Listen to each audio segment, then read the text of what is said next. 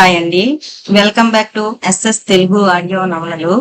ఈ రోజు మీరు వినబోయే నవల జీవితం శాపమా, మైనేని వెంకటరత్నం గారు రచించారు.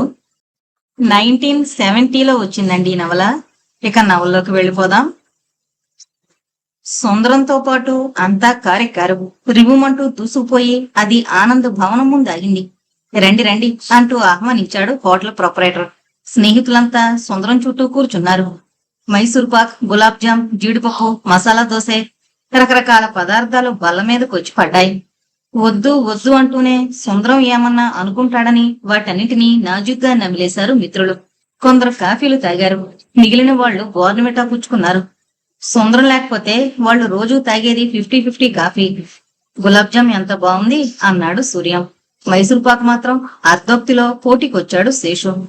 జీడిపప్పు తర్వాతే లెద్దు ఏదైనా, గోపాలం తేల్చి పారేశాడు. మసాలా దోశ ఉంది చూశారు, తినేటప్పుడు బాగానే ఉంటుంది, వెదవది అరిగి చావదు అన్నాడు బ్రేవుమని తేంచుతూ చిదానందం.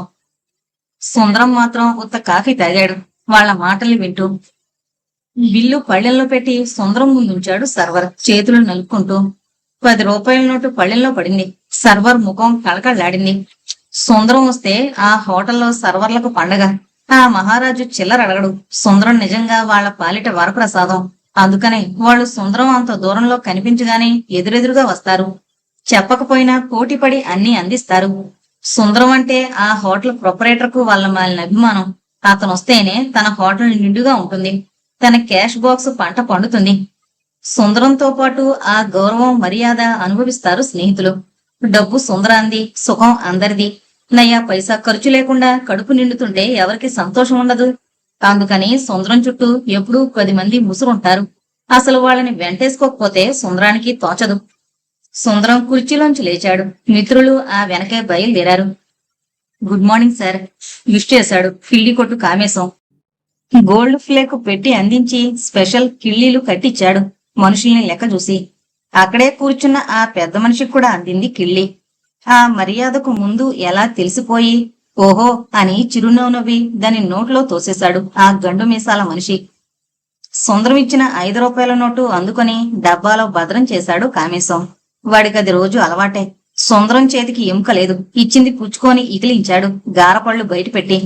ఇంతకీ సుందరానికి సిగరెట్ అలవాటు లేదు. అందరితో పాటు కిళ్ళి మాత్రం వేసుకున్నాడు. ఆ ఎదురుగానే పోలీస్ స్టేషన్ ఉంది. సుందరాన్ని చూడగానే గబగబా వచ్చాడు పోలీసు వీరాస్వామి. టోపీ తీసి సెల్యూట్ చేశాడు. బట్టతల గోకోవడం మొదలు పెట్టాడు ఏదో నసుపుతూ. స్టేషన్లో కరెంటు ఫెయిల్ అయిందట. బెడ్రూమ్ లైట్లోకి కిరసనాయిలు కావాలట. వాడికి వారానికి 2-3 సార్లు కిరసనాయిలకు సుందరాన్ని డబ్బు అడగడం అలవాటు. సరిగ్గా అడిగి ఏడవరాదు ఎందుగా నసుగుడు. సుందరం నవ్వాడు జేబులోంచి 2 రూపాయల నోటు తీస్తూ. దాన్ని అందుకుని కాపు సారాయి దుకాణానికి దారి తీశాడు ఆ రక్షక భటుడు. టీ తాగిగాని ఇంటికి వెళ్లరు మిత్ర బృందం. సుందరం అంటే టీ దుకాణం హుస్సేన్ కు మహా హుషారు. ఎవరొచ్చినా ఒక్కో టీ పుచ్చుకుని 15 పైసల కంటే ఎక్కువ వీరు. సుందరం ఒక్కసారి డజను టీలకు ఆర్డరిస్తాడు. జేబులో అందిన నోటు తీసిస్తాడు. ఆర్టీసీ కండక్టరు, సోడా దుకాణం పేరయ్య అంతే. సుందరానికి సామాన్యంగా చిల్లరివ్వరు. బస్సులో ఖాళీ లేకపోయినా, అది స్టేజీ కాకపోయినా మధ్యలో ఆపి మరి ఎక్కిస్తాడు సుందరాన్ని కండక్టర్. మరో తిప్పి మంచి గ్యాస్ సోడా అందిస్తాడు పేరయ్య. సుందరం జేబులో సామాన్యంగా డబ్బుంటుంది. డబ్బులేందే సుందరం బయటికి రాడసలు. అతనితో పాటు స్నేహితులు బయలుదేరతారు. డబ్బు వల్ల పొందే సుఖాలన్నీ అనుభవిస్తారు. సుందరం డబ్బు కోసం పుట్టలేదు. డబ్బే సుందరం కోసం పుట్టింది. సుందరం సర్వర్ తిరువెంగళానికి 10 రూపాయల మనిషి. కిళ్ళి కొట్టు కామేశానికి 5 రూపాయల మనిషి. పోలీసు ఈరాస్వామికి కిరసనాయిల మనిషి. టీ కొట్టు సాయిబుకి, ఆర్టీసీ కండక్టర్కు, షోడా పేరయ్యకు చిల్లర్లేని మనిషి. డబ్బు సుందరం. సుందరం దినచర్య అలా గడిచిపోతోంది రోజు. సుందరం పేరుకు తగినట్టు అందగాడేమీ కాదు, ఉత్త అనాకారి. అతడు రోగంతోనే పుట్టాడు. తల్లిదండ్రులు ఏం పాపం చేశారో ఆ పంకిలవంతా ముద్దగా మారి సుందరం రూపమెత్తి ఉంటుంది. డాక్టర్లు ముందే సలహా ఇచ్చారు, నీకు స్త్రీ సౌఖ్యం పనికిరాదని. కాని సుందరము పురుషుడే. కావలసినంత ఆస్తి, పెద్ద మేడ, నౌకర్లు, చాకర్లు, కొట్టు సోఫాలు, ఫియట్ కారు, అనుభవించడానికి అన్నీ ఉన్నాయి. ఓ రోజు మోటార్ సైకిల్ దూకిస్తుంటే దెబ్బ తగిలి అంగుళం లోతు గాయమైంది. ఒక్క నెత్తురు బొట్టొస్తే ఒట్టు. అదేం దేహమో, నల్లగా మసిబారినట్టు ఒళ్లంతా కరిదేహం. అప్పుడే ఆంక్ష పెట్టారు డాక్టర్లు, నీకు స్త్రీ సౌఖ్యం పనికిరాదని. ఒక్కోసారి గదిలో ఒంటరిగా కూర్చున్నప్పుడు సుందరంలో తగిన దిగులు కమ్ముకునేది. తన పైన తనకే అసహ్యం వేసేది. ఎంత అనాకరికైనా ప్రతి మనిషి అద్దంలో చూసుకుని తన అందానికి తానే ముగ్ధుడవుతాడు, తృప్తి పడతాడు. ఆ తృప్తి జీవితంలో ఆశల్ని తెచ్చిపెడుతుంది, ఆత్మవిశ్వాసాన్ని కలిగిస్తుంది. కాని తన జన్మే శాపగ్రస్తం. తనకి ఇల్లుంది, ఇల్లాలున్నదు. అర్ధాంగి అనురాగంలోని మాధుర్యం తాను అనుభవించలేడు. పసిపాపల చిరునవ్వులు తన ఇంట్లో వెన్నెలలు కురిపించావు. తన ఇల్లంతా మెర్కురీ బల్బుల వెలుగులో తెల్లగా మెరిసిపోతుంది. తన మనసులో మాత్రం కారు చీకటి పేరుకుని అశాంతిని రేపుతుంది. నవదంపతుల్ని చూసినప్పుడు అతని గుండెలు ఎవరో పిండినట్లయ్యేది. అందమైన యువతి ఎదురుపడినప్పుడు సిగ్గుతో కుచించుకుపోయేవాడు. కాని సుఖాన్ని కాంక్షించి కలలు కనడం కన్నా, అసంతృప్తితో ఏహ్యభావంతో జీవితాన్ని నరకం చేసుకోవడం కన్నా ఉన్నంతలో ఆనందాన్ని అనుభవించాలనే నిర్ణయానికి వచ్చాడు సుందరం. తన మనోబాధను మరిచిపోవడానికి కొత్త అలవాట్లను, కొత్త స్నేహితుల్ని కూర్చుకున్నాడు. దానికి తన తరగని డబ్బును సాధనం చేసుకున్నాడు. దాంతో ఆ బజారు కుర్రకారందరికీ సుందరం ఇల్లు క్లబ్బుగా, వినోద స్థలంగా మారిపోయింది. అక్కడే పలావ్ పార్టీలు జరుగుతుండేవి, బ్రాందీ గుడ్లు ఖాళీ అవుతుండేవి. నిండుగా ఉండే సుందరం మనీ పర్సు అందర్నీ ఆకర్షించడం మొదలుపెట్టింది. డబ్బుంటే స్నేహం అదే వెతుక్కుంటూ వస్తుందన్నమాట సుందరం విషయంలో సార్థకమైంది. ఎవరినో ఒకరిని వెంటేసుకోవడం, 4 రోజులకు ఒకసారి మద్రాసో హైదరాబాదో వెళ్లడం, జల్సా చేయడం, ఓ బంగళా అద్దెకు తీసుకుని కాలం గడపడం. పెత్తనానికి వచ్చిన 2 ఏళ్లు అలాగే గడిచిపోయాయి సుందరానికి. ఆ ఏడు ఎగ్జిబిషన్ తోనూ, గుర్ర పందాలతోనూ, క్రికెట్ మ్యాచ్లతోనూ మద్రాసు మహా సందడిగా ఉంది. అప్పుడే 3వ నెల గడుస్తోంది సుందరం మద్రాసు వచ్చి. తోడుగా వచ్చిన వాళ్లంతా 10 రోజులుండి స్వంత ఊరికి తిరిగిపోయారు. సుందరం బలవంతంతో సుబ్బారావు మాత్రం మిగిలిపోయాడు. దసరా అంతా మైసూర్లో గడిచింది. మరనాడు పున్నమి వెన్నెల్లో మహాబలిపురంలో సముద్రపు ఒడ్డిన గడపాలనుకున్నారు. అప్పుడే బజారుకెళ్ళొచ్చి పోర్టుకోలో కారు పెట్టి గేటు మూస్తుంటే ఓ కుర్రాడు పరిగెత్తుకుని వస్తూ కనిపించాడు. బెదురుతూ సుందరం చేతికో చీటి ఇచ్చాడు. మా అమ్మకు జబ్బుగా ఉంది, హాస్పిటల్కు తీసుకెళ్లాలి. మీ కారు ఖాళీగా ఉంటే కాస్త సప్లై చేయండి. అభివందనాలతో శాంతి. ఆ చీటీలో 3 వాక్యాలు ఆతృతతో రాసినట్లు గజిబిజిగా ఉన్నాయి. కొట్టివేతలతో ఆ చీటీ విషమ పరిస్థితికి ప్రతిబింబంగా ఉంది. శాంతి ఎవరబ్బా అని ఆలోచిస్తూ వరండాలో ఉన్న ఈజీ చైర్లో కూర్చున్నాడు సుందరం. అదిగో మా అక్క అడగడానికి వచ్చింది. గేటు గుండా అప్పుడే లోపలికొస్తున్న ఓ అమ్మాయిని చూపించాడు ఆ కుర్రాడు. ప్రశ్నార్థకంగా తన వైపు చూస్తున్న సుబ్బారావు చేతికిచ్చాడు ఆ చీటిని సుందరం. దానిని చదివి, ఈ మహాపట్టణంలో ఓ టాక్సీ అన్నా దొరకలేదా? ఇలా దయతలుస్తూ కూర్చుంటే ఇక మన పని అయినట్టే. రాత్రికి ప్రయాణం కూడా ఉందాయే, ఇక నీ ఇష్టం అన్నాడు సుబ్బారావు నిరసనగా. ఏంటో లేరా, ఆపదలు చెప్పొస్తాయా? నాకు తలనొప్పిగా ఉంది కాని నువ్వే కాస్త దింపివద్దు అని మిత్రునికి కారు తాళం ఇచ్చాడు సుందరం. అయిష్టంగానే చిరాకు పడుతూ కారు గ్యారేజ్ నుంచి బయటకు తెచ్చాడు సుబ్బారావు. ఎదురుగా నిల్చున్న శాంతి వైపు పరిశీలనగా చూశాడు సుందరం. వేషంలో పేదరికం తొంగి చూస్తున్నా వయసు తెచ్చిన వింత సౌందర్యం ఆమె శరీరంలో వెలిగిపోతోంది. ఆవేదన, ఆతృత ముఖంలో కొట్టొచ్చినట్లు కనిపిస్తున్నాయి. సాదాగా సంస్కారం కలదానిలా ఉంది ఆమె ప్రవర్తన. చివరికి అనుకున్నాడు సుందరం, శాంతి అందమైన ముగ్ధ యువతి అని. చేతులు మోడ్చి థ్యాంక్స్ అంటూ కృతజ్ఞత చూపుతున్న ఆ జవరాలి కళ్లల్లో ఆర్ద్రతాభావమేదో తొణికిసలాడింది ఓ క్షణం. ఆ చూపు ఇద్దరిలోనూ చూశాడు సుందరం. తాను డబ్బు ఖర్చు పెడుతున్న స్నేహితుల్లో కాదు, బిస్కట్ ముక్క అందుకున్న లిల్లీ చిన్న కుక్కపిల్ల కళ్లల్లోనూ, మళ్ళా శాంతి సోగ కళ్లల్లోనూ. జాలి అనేది జీవితంలో ఎరుగడు సుందరం. మొదటిసారిగా తన దయకు ప్రాధేయపడిన సంఘటన అదే. సాయిపడ్డంలోని సౌహార్దత అనుభవించింది అప్పుడే. ఏదో తృప్తి దొరికి ఆవరణలోని గులాబీల అందం, పూల మొక్కల సౌరు, కుచ్చిలా పెరిగే పచ్చిక సోయగం చూస్తూ తన్మయత్వంలో మునిగిపోయాడు సుందరం. ఎదురుగా ఉన్న సందులో ఉంది శాంతి వాళ్ళిల్లు. రోగిని కదిలించడానికి వీల్లేకపోతే కారులో వెళ్లి డాక్టర్ను తీసుకొచ్చాడు సుబ్బారావు. తమకు ఆపదలో సాయపడినందుకు కృతజ్ఞత తెలిపింది శాంతి. సుబ్బారావు ఉత్త బిరుకు మనిషి. స్త్రీలతో, అందులో చదువుకున్న నవయువతులతో ఎదురుబొదురుగా ఎప్పుడూ మాట్లాడి ఎరుగడు. ఆ సమయంలో ఎలా వ్యవహరించాలో, ఎలా ఊరడించాలో అతనికి అందని విషయం. కాని శాంతి మాట తీరు, చనువు, సంస్కారం, ఆ కాసేపట్లో అయిన పరిచయం అయస్కాంతమై అతన్ని ఉక్కిరిబిక్కిరి చేసింది. మొదట విసుక్కున్న శాంతితో ఉన్న ఆ కాసేపు తెలియని ఆనందమేదో అతని హృదయాన్ని ఆవరించింది. పడిన శ్రమంతా చిటికలో తీసేసినట్టు శాంతి తమ్ముడు కిశోర్తో కులాసా కబుర్లు మొదలెట్టాడు హుషారుగా. ఏం చదువుతున్నావు? కిషోర్ని దగ్గరగా తీసుకుంటూ అడిగాడు. 3వ క్లాసు. అబ్బో, 3 పెద్ద క్లాసే మెచ్చుకున్నాడు సుబ్బారావు. మరి మీరేం చదువుతున్నారు? ఎదురు ప్రశ్నించాడు కిషోర్. గట్టివాడే మొత్తానికి అని తనలో తాననుకుంటూ నేను 3 అన్నాడు సుబ్బారావు. ఆ సమాధానం కిషోర్ని ఆశ్చర్యంలో ముంచింది. ఇంత పొడుగ్గా ఉన్నారు, ఇంకా 3 కిషోర్ నమ్మలేనట్లు చూశాడు. పకపకా నవ్వింది కాఫీ తెస్తున్న శాంతి. తమ్ముడి గడుగ్గాయి తనానికి. ఎంత బాగా నవ్వుతుంది శాంతి. మొదటిసారిగా అసలు రూపం చూసి చకితుడయ్యాడు సుబ్బారావు. కాఫీ ఇస్తూ వీడికి కొత్త లేదు పాత లేదు, ఎంత మాట పడితే అంత మాట అనేస్తాడు, చనువిస్తే నెతికెక్కి కూర్చుంటాడు, మందలిస్తున్నట్టు నిందారోపణ చేసింది శాంతి తమ్ముడు మీద. కిషోర్కి తన అన్నమాటలో తప్పేముందో అర్థం కాలేదు. లేకపోతే అంత పొడుగ్గా ఉన్న మనిషి 3వ క్లాస్ ఏంటి? ఇంకా ఆశ్చర్యం అతన్ని వదలలేదు. సుబ్బారావు విడమరిచి చెప్పాడు తాను బీఎస్సీ 3వ ఏడని. తప్పి ఇంటి దగ్గర కూర్చున్నానని, జీవితానికి పనికిరాని ఈ చదువులంటే తనకు విసిగేసిందని. వింతగా చూసింది సుబ్బారావు వైపు శాంతి. ఉన్నది ఉన్నట్టు చెప్పి చదువు మీద అలా వ్యాఖ్యానం చేసిన మనిషిని అదే మొదలు చూడడం. వయసులో ఉన్న తన ముందు లేనిపోని గొప్పలు చూపి వికారాలు పోయే యువకుల్ని తాను అనేక మందిని చూసింది.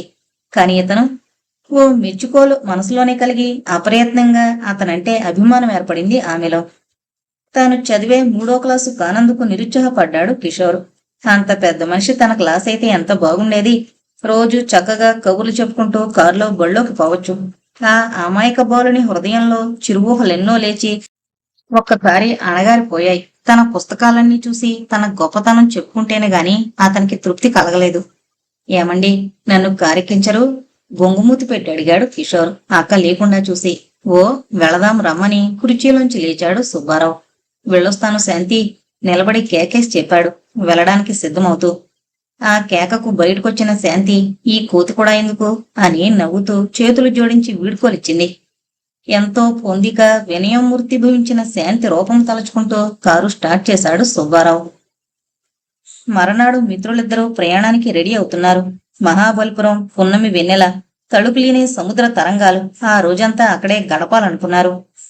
గేటు తోసిన చప్పుడు వినిపిస్తే ఎవరు అంటూ తలపైకెత్తాడు సుందరం. ఎదురుగా శాంతి తమ్ముడు నిన్నటి కుర్రాడు కనిపించాడు. సుబ్బారావుతో చనువైంది కాబోలు. అతని వంక చూస్తూ మా అమ్మ మిమ్మల్ని కాఫీకి తీసుకురమ్మందని ఆహ్వానించాడు.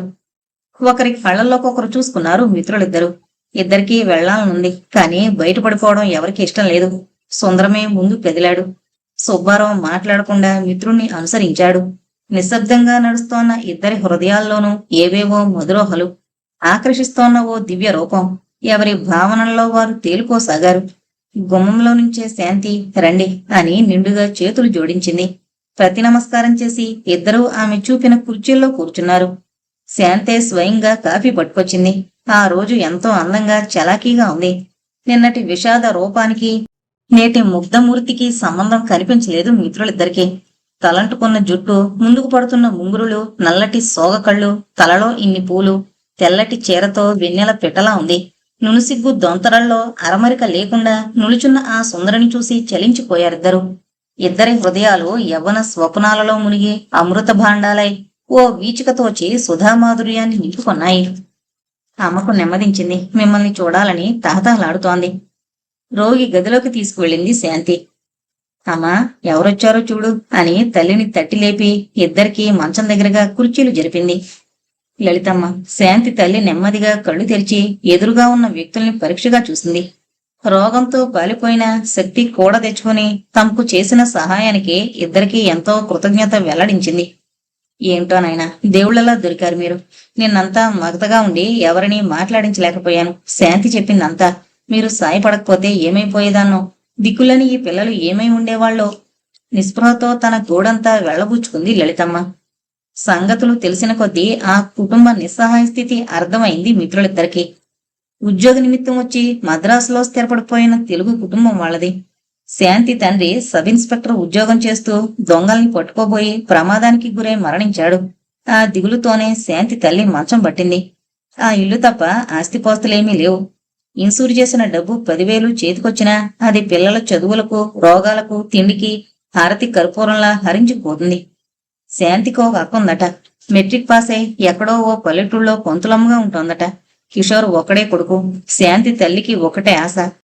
కూతురు నర్సు కోర్సు పూర్తి చేయగలిగితే కుటుంబానికి ఆధారంగా ఉంటుందని, పెళ్లిళ్ల సంగతి దేవుడికి ఎరుక. ఎన్నాళ్ళ నుండి ముకుతూ మూలుగుతూ రోజులు దొల్లిస్తోంది. కళ్ళనీళ్లు పెట్టుకుని తన దీన గాథనంతా వెల్లడించింది లలితమ్మ. చలించిపోయాడు సుందరం.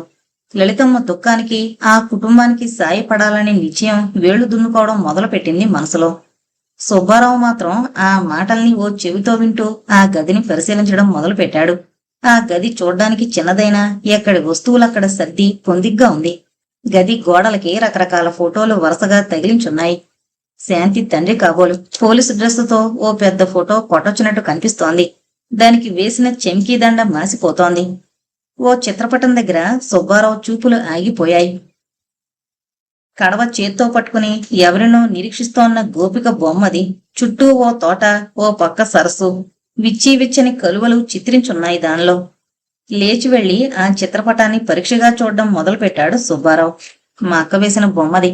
ఆ సంభాషణ విసుగనిపించి బొమ్మతో ఆడుకుంటున్న కిషోర్ ఉత్సాహంతో అన్నాడు. సిగ్గుతో తల వంచింది శాంతి. లలితం అందుకొని, శాంతికి చిత్రలేఖనం అంటే ఇష్టం. తండ్రి బ్రతికుండగా ఎన్నెన్నో కలలు కనేది. శాంతినికేతనమో ఏదో అక్కడికి వెళ్లాలని మా నొసట ఇలా రాసుంటే ఎవరు మాత్రం ఏం చేస్తారు? కూతురు కోరికలను చెప్తూ లలితమ్మ నిట్టు వచ్చింది. తన సంగతులు చెప్తుంటే శాంతి వాళ్ళకెదురుగా నిల్చోలేక అల్మరాలో పుస్తకాలు సర్దడం మొదలుపెట్టింది అటు తిరిగి. ఆ యువతి హృదయంలో పెటిల్లుమని ఎన్ని అగ్నిపర్వతాలు పేలుతున్నాయో, ఎంత లావా ప్రవహిస్తోందో, ఆశలు నిరాశలైన తన జీవితాన్ని తలుచుకుని ఎంత దురపిల్లుతోందో. లీలా మాత్రంగా తోచి ఇక వస్తామని లేచాడు సుందరం కుర్చీలో నుంచి.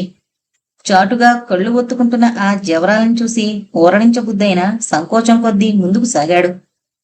బాబును కూడా మాతో పాటు మహాబలిపురానికి తీసుకువెళతాం. అర్ధోక్తిలో అనుమతి అడిగాడు సుబ్బారావు. ఎగిరి గంతేశాడు కిషోర్. వారిస్తున్న అక్కను లక్ష్యపెట్టకుండానే వాడు అందరికంటే ముందు బయలుదేరాడు. ఇంట్లో గొడవన్నా తగ్గుతుంది, వెళ్ళని అన్న తల్లి మాట వినిపించి అడ్డు చెప్పకుండానే ఆగిపోయింది శాంతి. అతిథులు అటు వాకిలి దాటగానే తలుపు వేసుకుని పంచలో ఉన్న మంచం మీద కూలబడి ఘోరున విలపించింది. దుఃఖం కట్టతెగి మనసులో పేరుకున్న అశాంతిని, ఆవేదనని కన్నీళ్ల రూపంలో బయటికి నెట్టింది. అలసిపోయిన ఆ అనాథ అలానే కన్నీటి చారికలతో నిద్రపోయింది. దీపం పెట్టే వేళకు తల్లి పిలుపు వినబడితేనే గాని ఆమెకు మెలకు రాలేదు. మనసు తేలికపడి మళ్ళా ఇంటి పనుల్లో మునిగిపోయింది. సుందరానికి ఆ రాత్రి ఎంతసేపటికి నిద్ర పట్టలేదు. పగలంతా కళా వైదగ్యాన్ని చాటే రాతి శిల్పాలను, రథాలను చూస్తూ అటు ఇటూ తిరిగిన అలసట ఆవరించిన ఏవేవో ఆలోచనలు ముసిరి గుర్ర వేడెక్కి కళ్ళు మూతలు పడ్డం మానేశాయి. కొబ్బరి చెట్టు ఆకులు కదులుతూ నేల మీద పడిన వెన్నెల్ని ఊడ్చేస్తున్నాయి. సముద్ర ఘోష లై తప్పకుండా పోరుమంటోంది. ప్రకృతంతా వెన్నెల మేడలా ఉంది. కొండ మీద నున్నటి రాళ్లు వెన్నెల్లో మెరుగు తేలి తలుపులింతున్నాయి. శాంతి ఆ ఏకాంతంలో ఓ ఉజ్వల మనోహర రూపం మనసులోకొచ్చింది. కళ్లల్లో కరుడుగట్టిన ఆ కరుణ, కాఫీస్తూ పులుకున చూసిన ఆ తలుపు, యవనం తెచ్చిన ఆ మెరుపు మాటిమాటికి గుర్తుకొచ్చి హృదయం ఉద్వేగభరితమైంది. కాని ఆ వెంటనే ఓ పీడకల కళ్ల ముందు ప్రత్యక్షమైంది. తన కురూపం భీకర కరాళ ద్రంష్టంతో నాట్యం చేయడం సాగించింది. ఏదో నిస్పృహ, నిరాశ గుండెల్ని పెండడం మొదలెట్టింది. తాను అనాకారి, రోగి, తనకు స్త్రీ సౌఖ్యం పనికిరాదు. వయసుకు తగిన కోరికలు తాను అణుచుకోవాలి, జీవచ్చమల్లా బ్రతకాలి. ఉద్వేగ తరంగంలా లేచిన మధురోహకు ఓ పెద్ద నల్లటి తెర అడ్డుగా పడినట్టయి విలవిల్లాడిపోయాడు సుందరం. తన మీద తనకే కసిరేగింది. అతనికి కోపం వచ్చింది. అది క్రమంగా పెరిగి పెద్దదై తల్లిదండ్రుల మీదకు తిరిగింది. తనని ఎందుకు కనాలి? కనిన ఈ చీకటి ముద్దను, వికృతాకారాన్ని చూడగానే గొంతు పిసికి ఎందుకు అవతల పారేయలేదు? తన తల్లి గుండెల్లో పొదువుకుని పాలిచ్చి ఎందుకు పెద్ద చేసింది? మా అక్క మహాలక్ష్మి అంత అందంగా పుట్టడమేమిటి? తనకి పౌడుజనమేమిటి? ఎవరిది పాపం? కన్న తల్లిదండ్రులదా, తనదా? తండ్రి రామినాయుడిని తాను చూడనేలేదు. పసిగుడ్డుగా ఉండగానే పాపపు ముద్దగా ఉన్న తనను భరించలేనట్టు గుండె జబ్బుతో మరణించాడు. ఆయన ఫోటో మాత్రం ఉంది ఇంట్లో. తన ప్రతి పుట్టినరోజు పండక్కి ఆ ఫోటోకి దండం పెట్టించేది తల్లి. ఆ గండు మీసాలు, ఆ రాజసము, ఆ శక్తి తనలో ఏమయ్యాయి? తనకెందుకీ శాపం? ఏవేవో దురూహలు రేగి గత జీవితంలో ఎదురైన అనేక సంఘటనలు స్మరణకొచ్చాయి సుందరానికి. సుబ్బారావు తను బాల్య స్నేహితులు. తమ ఇంటికి ఎదురుగానే ఉంది వాళ్ళిల్లు. తమంత ఆస్తి లేకపోయినా వాళ్ళు కలవాళ్లే. తన చిలిపితనం, సుబ్బారావు ధైర్యం సావాసగాళ్లలో ఎదురు లేకుండా చేసింది. తను బక్కవాణ్ణని ఎవరైనా తన జోలికొస్తే సుబ్బారావు వాళ్ళని చితక తన్నేవాడు. ఆ రోజు ఎవరిదో గోడ దూకి తాను సుబ్బారావు దానిమ్మకాయలు తెచ్చారు. మోకాలు పుండుపడి ఇంటికొచ్చేసరికి తన తల్లి కన్నీళ్లు పెట్టుకుంది. తమది బోళ్లంత ఆస్తి, 3 అంతస్తుల మేడ, ఆ మేడకు తానే దీపం. తల్లి లబలబలాడుతూ ఎన్నో నీతులు బోధించింది. ఎందుకురా నీకా పాడు పనులు, మనకేం తక్కువైందని? నిన్ను ఎలా పెంచానో తెలుసా? రోజుకు 7-8 సార్లు మందులు పోసేదాన్ని, రాత్రింబవళ్ళు మేలుకొని నీ సేవలు చేసేదాన్ని. ప్రాణం గుటగుటమంటుంటే ఎన్నిసార్లో కింద పెట్టి గుండెలు అవిసేలా ఏడ్చేదాన్ని. నా మొరవిని దేవుడు మళ్ళా మళ్ళా బ్రతికించేవాడు. వంశం నిర్వంశం కాకుండా ఇన్నాళ్లు కడుపులో పెట్టుకుని కాపాడాను. నన్ను చూసైనా నీ చిలిపి పనులు మాన్రా అని బ్రతిమలాడుతూ చెప్పేది. ఆ కాసేపు బుద్ధిమంతుడుగా ఉండి తెల్లవారేసరికి మళ్ళా మామూలుగా తయారయ్యేవాడు తాను. చిన్నప్పటి నుండి సాహసం అంటే తనకిష్టం. మేడ 3వ అంతస్తెక్కి పెట్టగోడ దిగి అంచునే చుట్టూ నడిచేవాడు. తన తల్లి చూసి లబలబలాడుతూ గుండెలు బాదుకునేది. సింహద్వారానికి అటు ఇటు ఉన్న సింహం బొమ్మల మీద స్వారీ కూర్చుని కబుర్లు చెప్పుకునేవాళ్లు తాను సుబ్బారావు. సావాసగాళ్లు భయంకరంగా నోళ్లు తెరిచున్న ఆ బొమ్మల్ని బితుకుమంటూ చూస్తూ దూరంగా నిలబడేవాడు. అన్నింటికంటే ఓ సంఘటన ఇప్పటికీ కిలక వేస్తోంది గుండెలో. ఓ వేసవి సెలవుల్లో రాణి తమింటికొచ్చింది వాళ్ళమ్మతో కలిసి. రాణి తన మేనమామ కూతురు. తనను చూడ్డంతోనే జడుసుకున్నట్టు తల్లి చోటున నక్కింది. నీ పెళ్ళాం అంది ఎవరన్నట్టు చూస్తున్న తనతో అమ్మ. దాంతో రాణి ఏడవడం మొదలుపెట్టింది. నేను పెళ్లి చేసుకోనని. ఆ పిల్లది చట్టి ముక్కు. తనకు కోపమొచ్చి చట్టి ముక్కు సాంబమ్మకు పిల్లలెందరోయ్, పాలు గుడిసే పిల్లాడితో 13 అని గంతులేస్తూ ఒంటరిగా కనిపించినప్పుడల్లా మొదలెట్టాడు. కొత్త తీర రాణి కూడా ఎదురు తిరిగేది. నల్లగా కోతల్లే ఉండి అయ్యా చూడు ఎట్టా ఉన్నాడో అని వికరించేది. తన రూపం ఎత్తేసరికి ఎక్కడలేని ఉక్రోషం వచ్చేది తనకు. వెంటబడి తరిమేవాడు. రాణి లేడిలా పరిగెత్తి తల్లి చాటుకు చేరి చూడమ్మా అంటూ గారాలు పోయేది. బావగారు తప్పని మేనత్త మందలించేది కూతుర్ని తన రిపోర్టు విని. ఇప్పుడా రాణి మెడిసిన్లో చేరింది. తాను స్కూలు ఫైనల్ 3 సార్లు తప్పి ఇంటి దగ్గరే కూర్చున్నాడు. సుబ్బారావు బీఎస్సీ చదువుతూ మానేశాడు. ఎప్పుడూ శరత్ నవలలు చదువుతూ ఆ అద్భుత పాత్రల్ని గురించి చెప్తుండేవాడు. తన తల్లి స్వయంగా వెళ్లి తమ్ముణ్ణి మరదల్ని అడిగిందట రాణిని తనకిచ్చి పెళ్లి చేయమని. మాదేముంది, అంతా దానిష్టమని వాళ్ళు తప్పుకున్నారట. రాణినే అందరి ముందు కదిలిస్తే భావన నేనా పెళ్ళా అందట 3 ముక్కలు నిరసనగా. బోళ్లంత ఆస్తొస్తుందని, నగలు దిగేస్తారని తల్లిదండ్రులు ఎంత చెప్పినా వినలేదట. చివరికి విసుక్కునందట, నేను ముండమోస్తేనే గాని మీ కళ్ళు చల్లబడవా అని. కూతురి తెగింపుకు వాళ్ళు ఎవరైనా వింటారేమోనని నోళ్లు నొక్కుకున్నారట. తర్వాత చెప్పింది జరిగిన సంగతంతా తల్లి తనతో. ఓ చిరునవ్వు నవ్వి ఊరుకున్నాడు తానప్పుడు. తన తల్లికి తన పెళ్లిదే దిగులు. ఆ దిగులుతోనే మంచం పట్టి మరణించింది. నిజంగా తన ఆరోగ్యం సంగతి తెలిసిన వాళ్ళెవ్వళ్ళు తనకు పిల్లనివ్వరు. కాని శాంతి తనను అసహించుకోవడం లేదు. ఆప్యాయంగా పలకరించింది. గత స్మృతులన్నీ గుర్తుకొచ్చి సుందరం తనకు తానే ఊరడించుకున్నాడు. చివరికి ఏదో ఆధారం దొరికినట్టయి నిద్రలో మూలుగుతున్నాడు కిషోర్. అచ్చంగా అక్కపోలికే ఆ ముక్కు, ఆ నుదురు, వెడల్పాటి ఆ కళ్ళు, శాంతి ప్రతిబింబాన్ని ఊహించుకుంటూ మగతగా కలలుగంటూ తెల్లవార్చాడు సుందరం. సుబ్బారావు ముసుగుతన్ని చల్లగాలి జోకొడుతుంటే ఆదమర్చి నిద్రపోతున్నాడు. సౌందర్య రసాస్వాదనలో మిత్రులిద్దరివి భిన్న ప్రవృత్తులు. అతి పరిచయం అయితేనే గాని హృదయంలో కదలిక ప్రారంభం కాదు సుబ్బారావుకు. సుందరం కరగడం మొదలు పెడితే ఆర్ద్రమైపోతాడు. అదే లోకమని భావిస్తాడు. శాంతి సుబ్బారావుని, సుందరాన్ని ఇద్దరినీ ఆకర్షించింది. ఆమెతో పరిచయం ఇద్దరి దినచర్యల్లో ఓ భాగం అయిపోయింది.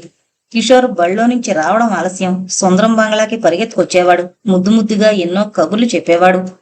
సుబ్బారావు శాంతి ఎదురుగా ఉన్నంతసేపు ఏవేవో దివ్య లోకాల్లో విహరిస్తోన్నట్టు అనిపించేది. ఆ వాకిలి దాటగానే మళ్ళా తన గొడవేమో తనేమో. సుందరానికి మాత్రం ఎక్కడికి వెళ్ళినా ఏ పని చేసినా శాంతే గుర్తుకొస్తోంది. ఆ జాలి చూపులు వెన్నంటి అతన్ని గిలిగింతలు పెట్టేవి. ఆమె తనదైతే బాగునునని ప్రేమోన్మాదంతో కొట్టుమిట్లాడేవాడు. రోజుకో బహుమతి పట్టుకొస్తుంటే సుందరం ప్రకృతికి శాంతి మొదట నివ్వెరపోయింది. రకరకాల చీరలు, బుట్టలతో పళ్ళు. సుందరం వనీపరుసు శాంతి కుటుంబానికో పెన్నిదైంది. ఆ నల్లటి కురూపం అలా చనువు చూపిస్తుంటే మొదట కొంత ఏహ్యభావం తోచిన ఉన్న సంకటాల్లో అదే వెలుగుగా కనిపించింది శాంతికి. క్రమంగా ఓ విధమైన సానుభూతి ఏర్పడి అతని హృదయాన్ని గౌరవించడం నేర్చుకుంది. కారులో పక్కనే కూర్చోబెట్టుకుని బీచ్కి, సినిమాలకు, షాపింగ్కు నగరమంతా తిప్పుతుంటే కాదనలేకపోయింది. ఓ రోజు సాయంత్రం సుబ్బారావుకు శాంతి లజ్ కార్నర్ వద్ద కనిపించింది హాస్పిటల్ నుండి వస్తూ. ఎక్కడిదాకా ప్రయాణం? నవ్వుతూ ప్రశ్నించింది తనే, మాట్లాడ్డానికి సందేహిస్తున్న సుబ్బారావుని. ఆమె నవ్వు సుబ్బారావు గుండెల్లో వెన్నెల పువ్వుల్ని కురిపించింది. గమ్యం లేని ప్రయాణం. సుబ్బారావు సమాధానం ఇంకా నవ్వు తెప్పించింది శాంతికి. మీ ఫ్రెండ్ ఎక్కడా కనిపించలేం? మళ్ళీ ప్రశ్నించింది. రూంలో ఏకాంత సేవలో ఉన్నాడు. సుబ్బారావు సమాధానాలన్నీ అంతే విచిత్రంగా ఉంటాయి. రండి, కాస్త కాఫీ తాగొద్దాం. అభ్యంతరం లేకపోతే అలా బీచ్ దాకా వెళ్ళొద్దాం, శాంతి ఆహ్వానించింది. నాకా అభ్యంతరం? మగవాడికి నేను కాఫీకి పిలవాల్సింది పోయి మీరే పిలిచారే. ప్రియురాలి ఆహ్వానాన్నైనా తిరస్కరించొచ్చు గాని కాఫీ ఆహ్వానాన్ని కాదంటే రౌరవాది నరకాలు తప్పవట. మీరు భలే వారే, గమ్మత్తుగా మాట్లాడతారు. మెచ్చుకుని శాంతి కిలకిలా నవ్వింది. ఇద్దరూ కాఫీ తాగి బీచ్కి చేరుకున్నారు. చల్లని సంధ్యా సమయం. రకరకాల చీరల్లో రంగురంగుల అమ్మాయిలు, వింత వింత వేషాల్లో యువకులు, భిన్న వయసుల్లో, భిన్న ప్రకృతుల్లో అద్వైత భావాన్ని అలవర్చుకుని ఉరుసుకునే జంటలు. దగ్గరగా సముద్రం హోరు. బ్రతుకులోని ఔన్నత్య పతనాలను సూచిస్తూ వెత్తును లేచిపడే తరంగాలు. మెర్క్యూరీ దీపాల కాంతిలో మెరీనా స్వర్గానికి నకలుగా ఉంది. ఏంటో ఆలోచిస్తున్నారు? శాంతి ప్రశ్నించింది సుబ్బారావు పరధ్యానాన్ని కనిపెట్టి. లక్ష్యం లేని జీవితాన్ని గురించి. గాలికి చెదిరి మొహం మీద పడిన జుట్టు పైకి ఎగదోసుకుంటూ ఎటో చూస్తూ అన్నాడు సుబ్బారావు. ఏంటా వైరాగ్యం? ఇందాకటి నుండి చూస్తున్నాను. ఒకటే పరధ్యానం. గమ్యం లేని ప్రయాణం, లక్ష్యం లేని జీవితం. ఏంటా మాటలు? ఇది బీచ్. ఇక్కడ మనసుకు శాంతి లభిస్తుంది. హాయిగా గాలి పోసుకోవచ్చునే వచ్చారంటారా వీళ్ళంతా? లేక మీలా నిట్టూర్చడానికి వచ్చారంటారా? శాంతి అంత సూటిగా మాట్లాడుతుందని అనుకోలేదు సుబ్బారావు. నివ్వెరపోయి ఆమె కళ్ళలోకి చూడడం మొదలెట్టాడు, ఏదో ప్రభావానికి లోనై. శాంతి మళ్ళా చెప్పడం మొదలుపెట్టింది. మీరొత్త నిరాశావాదుల్లా ఉంది. మాలాంటి జీవితాల్లో మీరు ఇరుక్కుంటే ఈసరికి పిచ్చివాళ్ళు అయ్యేవాళ్ళు. లక్ష్యం అనేది మన చేతుల్లోనే ఉంది. ప్రయత్నించడం మన కర్తవ్యం. కర్తవ్య పరాయణులకి ఎప్పుడో ఒకప్పుడు ఎక్కడో ఒక చోట తప్పకుండా లక్ష్యం దొరికి తీరుతుంది. నిజానికి వడ్డించిన విస్తరలాంటి జీవితం అందరికీ లభించదు. అది కొందరికి జన్మతః రావచ్చు, మరికొందరికి ప్రయత్నిస్తే రావచ్చు. నా సంగతే చూడండి, ఎక్కడ మునిగి ఎక్కడ తేలాను. శాంతినికేతనానికి పోయి చిత్రకారిణిగా కళామతల్లిని ఆరాధించాలనుకున్నాను. చివరికి పరిస్థితి ఎదురు తిరిగి నర్సు కోర్సులో చేరాను. విశ్వవిఖ్యాతగన్న శాంతినికేతన్ ఎక్కడా? రోగులతో, రుష్టులతో, మూలుగులతో నిండుండే హాస్పిటల్ ఎక్కడ? ఏమంటారు? ఏం చెప్పాలో తెలియక సుబ్బారావు తన ఆరాధ్య దేవత వైపు తదేక ధ్యానంతో చూడడం మొదలెట్టాడు. తేరుకుని ఎంత ప్రయత్నించినా ఆశ నిరాశ అయితే అప్పుడు ప్రశ్నించాడు అర్ధోక్తిలో. అంత మాత్రంతోనే బ్రతుకు భగ్నమైపోనక్కర్లేదు. అప్పుడు కలిగిన గాయాన్ని కాలమే మానేట్టు చేస్తుంది. ప్రతి ఏటా వసంతం వస్తూనే ఉంటుంది. ఎండిన మోళ్లు చిగిరిచి నూతన శోభను పొందుతూనే ఉంటాయి. అచేతన ప్రకృతే అలా మారుతూ ఉంటే మనుషులం మనం మారలేమా? అంది శాంతి. ఆ చిన్న వయసులో అంత జీవితానుభవ సారాన్ని అందిస్తున్న శాంతి మాటలు సుబ్బారావుకు మొదట ఆశ్చర్యాన్ని గొల్పిన జీవితాన్ని ఎదుర్కోవడంలోని ఆమె దృఢవైఖరి అతనిలో అనంత విశ్వాసాన్ని కలిగించాయి. అంతే శాంతి, నేను చాలా పొరపాటు చేశాననిపిస్తోంది ఇప్పుడు. పరీక్ష ఎందుకు పాస్ కాలేకపోయానో, జీవితంలో అన్ని ఎదురు దెబ్బలు ఎందుకు తిన్నానో ఇప్పుడు అర్థమవుతోంది. నీ వంటిది నాకు తోడుంటే ప్రపంచాన్నే జయించగలననిపిస్తోంది అన్నాడు దగ్గరగా జరిగి. తన కళ్ళలోకి చూస్తున్న ఆ అకృత్రిమ యువకుణ్ణి గాఢంగా కౌగిలించుకుని తనలో కలుపుకోవాలి అనిపించింది శాంతికి. కాని ఏదో సంస్కారం ఆమె నిగ్రహాన్ని సడలనీయకుండా కర్తవ్యనిష్టను ఉద్దీపింపజేసింది. హృదయంలోని బాధను ఆత్మీయులనుకునే వాళ్ళకు చెప్తే బరువు తీరి ఆశ్వాసన లభిస్తుంది. మీ కష్టాలేంటో నాకు కూడా చెప్పరు అంది శాంతి జాలిగా అతని వైపు చూసి. ఒక్క నిట్టూర్పు విడిచాడు సుబ్బారావు. సముద్ర గాంభీర్యం అలుముకుంది. తన కథ చెప్పడం మొదలుపెట్టాడు, ఇసుక దోసిట్లోకి తీసుకుని వదులుతూ. నేను చిన్నప్పుడు అల్లరి చిల్లరగా తిరిగేవాణ్ణి. ఓ బరువు బాధ్యత ఏమీ లేదు. తల్లిదండ్రులు ఎంతో గారాబంగా పెంచారు. నలుగురి ఆడపిల్లల తర్వాత నేను పుట్టడంతో ఆ గారాబం ఇంకా ఎక్కువైంది. ఎన్ని చిలిపి పనులు చేసినా ఇంటి దగ్గర ఏమీ అనేవాళ్లు కాదు. సుందరానికి నాకు స్నేహం అలానే అయింది. ఇద్దరం కలిసి కుర్ర గ్యాంగుకు నాయకత్వం వహించి ఎదురు లేకుండా తిరిగాం. ఊడల మర్రి పాకి కోతి కొమ్మచ్చి ఆడేవాళ్లం. తోటల్లో జొరబడి కాయలు దొంగలించేవాళ్ళం. ఎవరైనా ఎదురు మాటంటే వాళ్ళ పని పట్టేవాళ్ళం. కార్తీక మాసంలో పొట్టుకోకలు కట్టుకుని ఇత్తడి బుట్టల్లో పూలు జామకాయలు పెట్టుకుని గుళ్ళోకొచ్చేవాళ్లు ఆడవాళ్లు. గోడచాటున నక్కి ఆ బుట్టలు ఎగరగొట్టి చెదిరిపోయిన ఆ పళ్ళు ఎత్తుకుని పారిపోయేవాళ్ళం. అలా విశృంఖలంగా నడిచింది బాల్యం. నా 10వ ఏట నాతో పాటు హైస్కూల్లో చేరింది రమ. అప్పటి నుండి నా అసలు జీవితం ప్రారంభమైంది. రమ మా పెద్ద బావ చెల్లెలు. వాళ్ళ ఊళ్ళో హైస్కూల్ లేకపోవడంతో పెద్దక్క ప్రోత్సాహంతో మా ఇంట్లోనే ఉండి బళ్ళో చేరింది. ఇద్దరం పోటీపడి చదివేవాళ్ళం. వయసు పెరిగే కొద్దీ ఒకళ్ళనొకళ్ళం మాట్లాడుకోవడం మానేశాం. మా అమ్మ వాళ్ళు నవ్వుకునేవాళ్ళు మా తరహా చూసి. ఒంటరిగా కనిపించినప్పుడు మాత్రం దొంగచూపు చూడబుద్దయ్యేది నాకు. రమ ఏమీ పట్టనట్టు బెట్టుగా ఉండేది. నేను స్కూల్ ఫైనల్ చదువుతుండగా వేసవి సెలవులకు వెళ్లిన రమ మళ్లీ తిరిగి రాలేదు. అమ్మ వాళ్ళ మాటల్లో తెలిసింది రమ పెద్దదయిందని, చదువు మానిపించారని. అక్కడి నుండి నాలో తెలియని ఆందోళన ప్రారంభమైంది. తీరని వెలితి కలిగినట్లయింది. లైబ్రరీకి వెళ్లి శరత్ పుస్తకాలను విపరీతంగా చదవడం అప్పుడే అలవాటైంది. అందులో ఉన్న పాత్రల్లా అద్భుతంగా జీవితాన్ని తీర్చిదిద్దుకోవాలని కలలు గనేవాణ్ణి. రమ నా స్వాప్నిక జగత్తులో స్థానాన్ని ఏర్పరచుకున్న ప్రేమ స్వరూపిణి. కలలో లాగానే దగ్గరకు జరిగి అందినట్టే అంది, అంతులేకుండా పోయింది. అకస్మాత్తుగా మొసూచి వాతబడి మరణించింది. చచ్చిపోతూ బావా బావా అని కలవరించిందట నన్ను.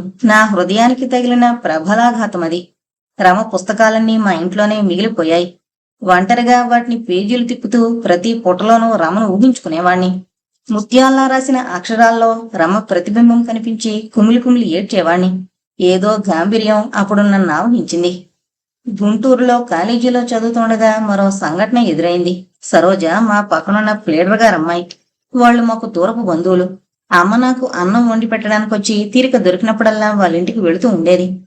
తన పుట్టినరోజు పండగ చేసుకుంటూ సరోజ అమ్మని నన్ను వాళ్ళింటికి విందుకు పిలిచింది. నాకంటే జూనియర్ క్లాసు కావడం వల్ల మా ఇంటికొచ్చి తెలియని విషయాలు చెప్పించుకుంటూ ఉండేది. ఆ పరిచయంతో ఇద్దరం దగ్గరగా ఉండేవాళ్లం. అమాయకంతో కూడిన ఆర్ద్రత, అన్నింటికంటే ఆ చక్రాల్లాంటి కళ్ళల్లో మెరిసిన మెరుపులు నా హృదయాన్ని ఆకట్టి వేశాయి. సరోజ నా హృదయంలో క్రమంగా ప్రియురాలి స్థానం ఆక్రమించుకుంది. బియ్యం కలిసినట్టు మా ఈడు జోడు చూసి ముచ్చట పడేవాళ్లంతా. తన తల్లితో వరసలు కలిపి పరాచకాలాడేవాళ్లు సరోజ తల్లిదండ్రులు. అయితేనేం సరోజ తల్లిదండ్రులకు నేను నచ్చాను గాని మా ఆస్తిపాస్తులు సంతృప్తి కలిగించలేకపోయాయి. ఆత్మీయత, అనురాగము, ధనదాహాన్ని అణచలేకపోయాయి. ఒక్కగానొక్క కూతుర్ని లక్షల ఆస్తితో విదేశాలకు చదువుకు వెళ్లే ఓ భాగ్యవంతుడి పుత్రుడికి కట్టబెట్టారు. సరోజ అతి బలవంతంగా మరొకరి సొత్తయింది. ఆ మేళతాళాల ధ్వనులు వినలేక చదువు మానేసి ఇంటికొచ్చేశాను. ఓ నిరుత్సాహం, పరధ్యానం నన్ను ఆవహించి నిలువున పొంగదీశాయి. చిన్నప్పటి ఆ హుషారు, చలాకీతనం ఏమయ్యాయో జడున్నైపోయాను. మా పెద్దక్కకు ఒక కూతురు పుట్టింది. దానికప్పుడు 5 ఏళ్లు. అది పెరిగి పెద్దదైన తర్వాత నాకిచ్చి చెయ్యాలని తాదాలాడేది మా అక్క. మా అమ్మా నాన్నలు ఆ అభిప్రాయాన్ని బలపరుస్తున్నట్టు నా పెళ్లి సంగతి పట్టించుకోవడం మానేశారు. ఇంతలో సుందరానికి పెత్తనం వచ్చింది. డబ్బు వలన దొరికే జల్సా జీవితాన్ని అనుభవిస్తూ 24 గంటలు ఇద్దరం కలిసి తిరుగుతున్నాం. ఎవరి సమస్యలు వాళ్లవి, ఎవరి బాధలు వాళ్లవి. ఇంతలో నువ్వు నాకు కనిపించావు. నీలో రమ, సరోజల్ని చూశాను. రమ అచ్చంగా నీలా గంభీరంగా ఉండేది. సరోజ నీలా నవ్వేది అమాయకంగా. ఇప్పుడు చెప్పు, నా గమ్యానికి లక్ష్యం లభించినట్టేనా? సుబ్బారావు తన కథ చెబుతున్నంతసేపు అతని వంకే తదేకంగా చూస్తూ వింటున్న శాంతి ఆ మాటతో ఉలిక్కి పడింది. జాలితో సానుభూతి చెప్పడం తప్ప ఆ ప్రశ్నకు జవాబు తానింతవరకు ఊహించలేదు. ఏం శాంతి, మాట్లాడవేం? నిన్ను చూస్తుంటే నాకు గమ్యస్థానం చేరాలనిపిస్తోంది. నీ సన్నిధి సాహచర్యాల్లో కొత్త జీవనాన్ని పోసుకోవాలనే ఆశ నన్ను గిలిగింతలు పెడుతోంది. ఏమంటావ్ అని ఏదో మైకంలో శాంతి చేయి పట్టుకుని నొక్కాడు సుబ్బారావు. అతని స్పర్శతో శాంతి తెలియని పారవస్యంలో మునిగి అతని కళ్ళల్లోకి అలానే చూస్తూ ఎలాగో గుండెదటవు తెచ్చుకుని చుట్టుపక్క తిరుగుతున్న వాళ్ళని చూపించింది మనుషులున్నారని. తన మాటల ప్రభావాన్ని ఆమె ముఖంలో చదవడానికి ప్రయత్నిస్తూ దూరంగా జరిగాడు సుబ్బారావు. ఇద్దరూ మాట్లాడకుండా అలానే చాలాసేపు కూర్చున్నారు. ఇద్దరి హృదయాల్లోనూ మందర మదనం సాగుతోంది. ఎదురుగా ఉన్న సముద్రం అల్లకల్లోలంగా వాళ్ల గుండెల్లో ప్రతిబింబించింది. ఇక లేద్దామా అంది శాంతి కుదుటపడి నిశ్శబ్ద భంగం చేస్తూ. ఇంకాసేపు కూర్చోకూడదు అన్నాడు సుబ్బారావు తన సంగతి అటు ఇటో తేల్చుకోవాలని. కూర్చోవడానికేం చాలాసేపు కూర్చోవచ్చు. ఇళ్ల దగ్గర మన కోసం చూసేవాళ్ళు ఎవళ్ళు లేకపోతే ఎంతసేపైనా కూర్చోవచ్చు. మా అమ్మ ఎదురు చూస్తూ ఉంటుంది నా కోసం. వెళదాం పదండి అంది శాంతి. ఇద్దరూ లేచారు. సుబ్బారావు గబగబా వెళ్లి ఓ పూలమాల కొన్నాడు. శాంతి తలలో తురమాలని దగ్గరగా వచ్చి ఏదో సందేహంతోచి మళ్ళా చేతికిచ్చాడు. పండ్ల అంగడికి వెళ్లి ఓ దానిమ్మ పండు కొన్నాడు. అది చక్కగా పగిలి రత్నాల్లాంటి గింజలతో చెవులుడిస్తోంది. నాకోసమే కదూ అంది పలుకు పలుకున చూస్తూ శాంతి. ఇక అన్ని నీకోసమే అన్నాడు వ్యంగ్యంగా సర్వస్వం అర్పిస్తున్నట్టు సుబ్బారావు. శాంతి పొంగిపోయింది ఆ మాటకు. నిజంగా సుబ్బారావు చొరవ తీసుకుంటే అతని చేత పూలు పెట్టించుకునేది. చేయి చేయి గిలికించి కళ్ళల్లో కళ్ళు కలిపి తోడుగా నడిచేది. బెరుకుతో సుబ్బారావు అంటనట్టు వ్యవహరించాడు. స్త్రీ సహజమైన సిగ్గుతో మరీ సన్నిహితం కాలేకపోయింది శాంతి. దారిలో టాక్సీ ఆపి డ్రైవర్ పక్కనే కూర్చున్నాడు సుబ్బారావు. వెనక సీట్లో చేరబడింది శాంతి. కారు వేగంతో పాటు ఇద్దరి హృదయాల్లోనూ ఆలోచనలు అలల్లాలేచి ఆ వేగాన్ని అందుకున్నాయి. శాంతి ఇల్లు సమీపించేసరికి కారుకి వాళ్ల ఆలోచనలు కూడా బ్రేకులు పడ్డాయి. శాంతి దిగి సుబ్బారావు చేతిలో ఇన్ని దానిమ్మ గింజలు పోసి నవ్వుకుంటూ పోయింది ఇంట్లోకి. ఒక్కో గింజ చప్పరిస్తూ ఏవేవో సుఖస్వప్నాలు కంటూ రూమ్ చేరుకున్నాడు సుబ్బారావు.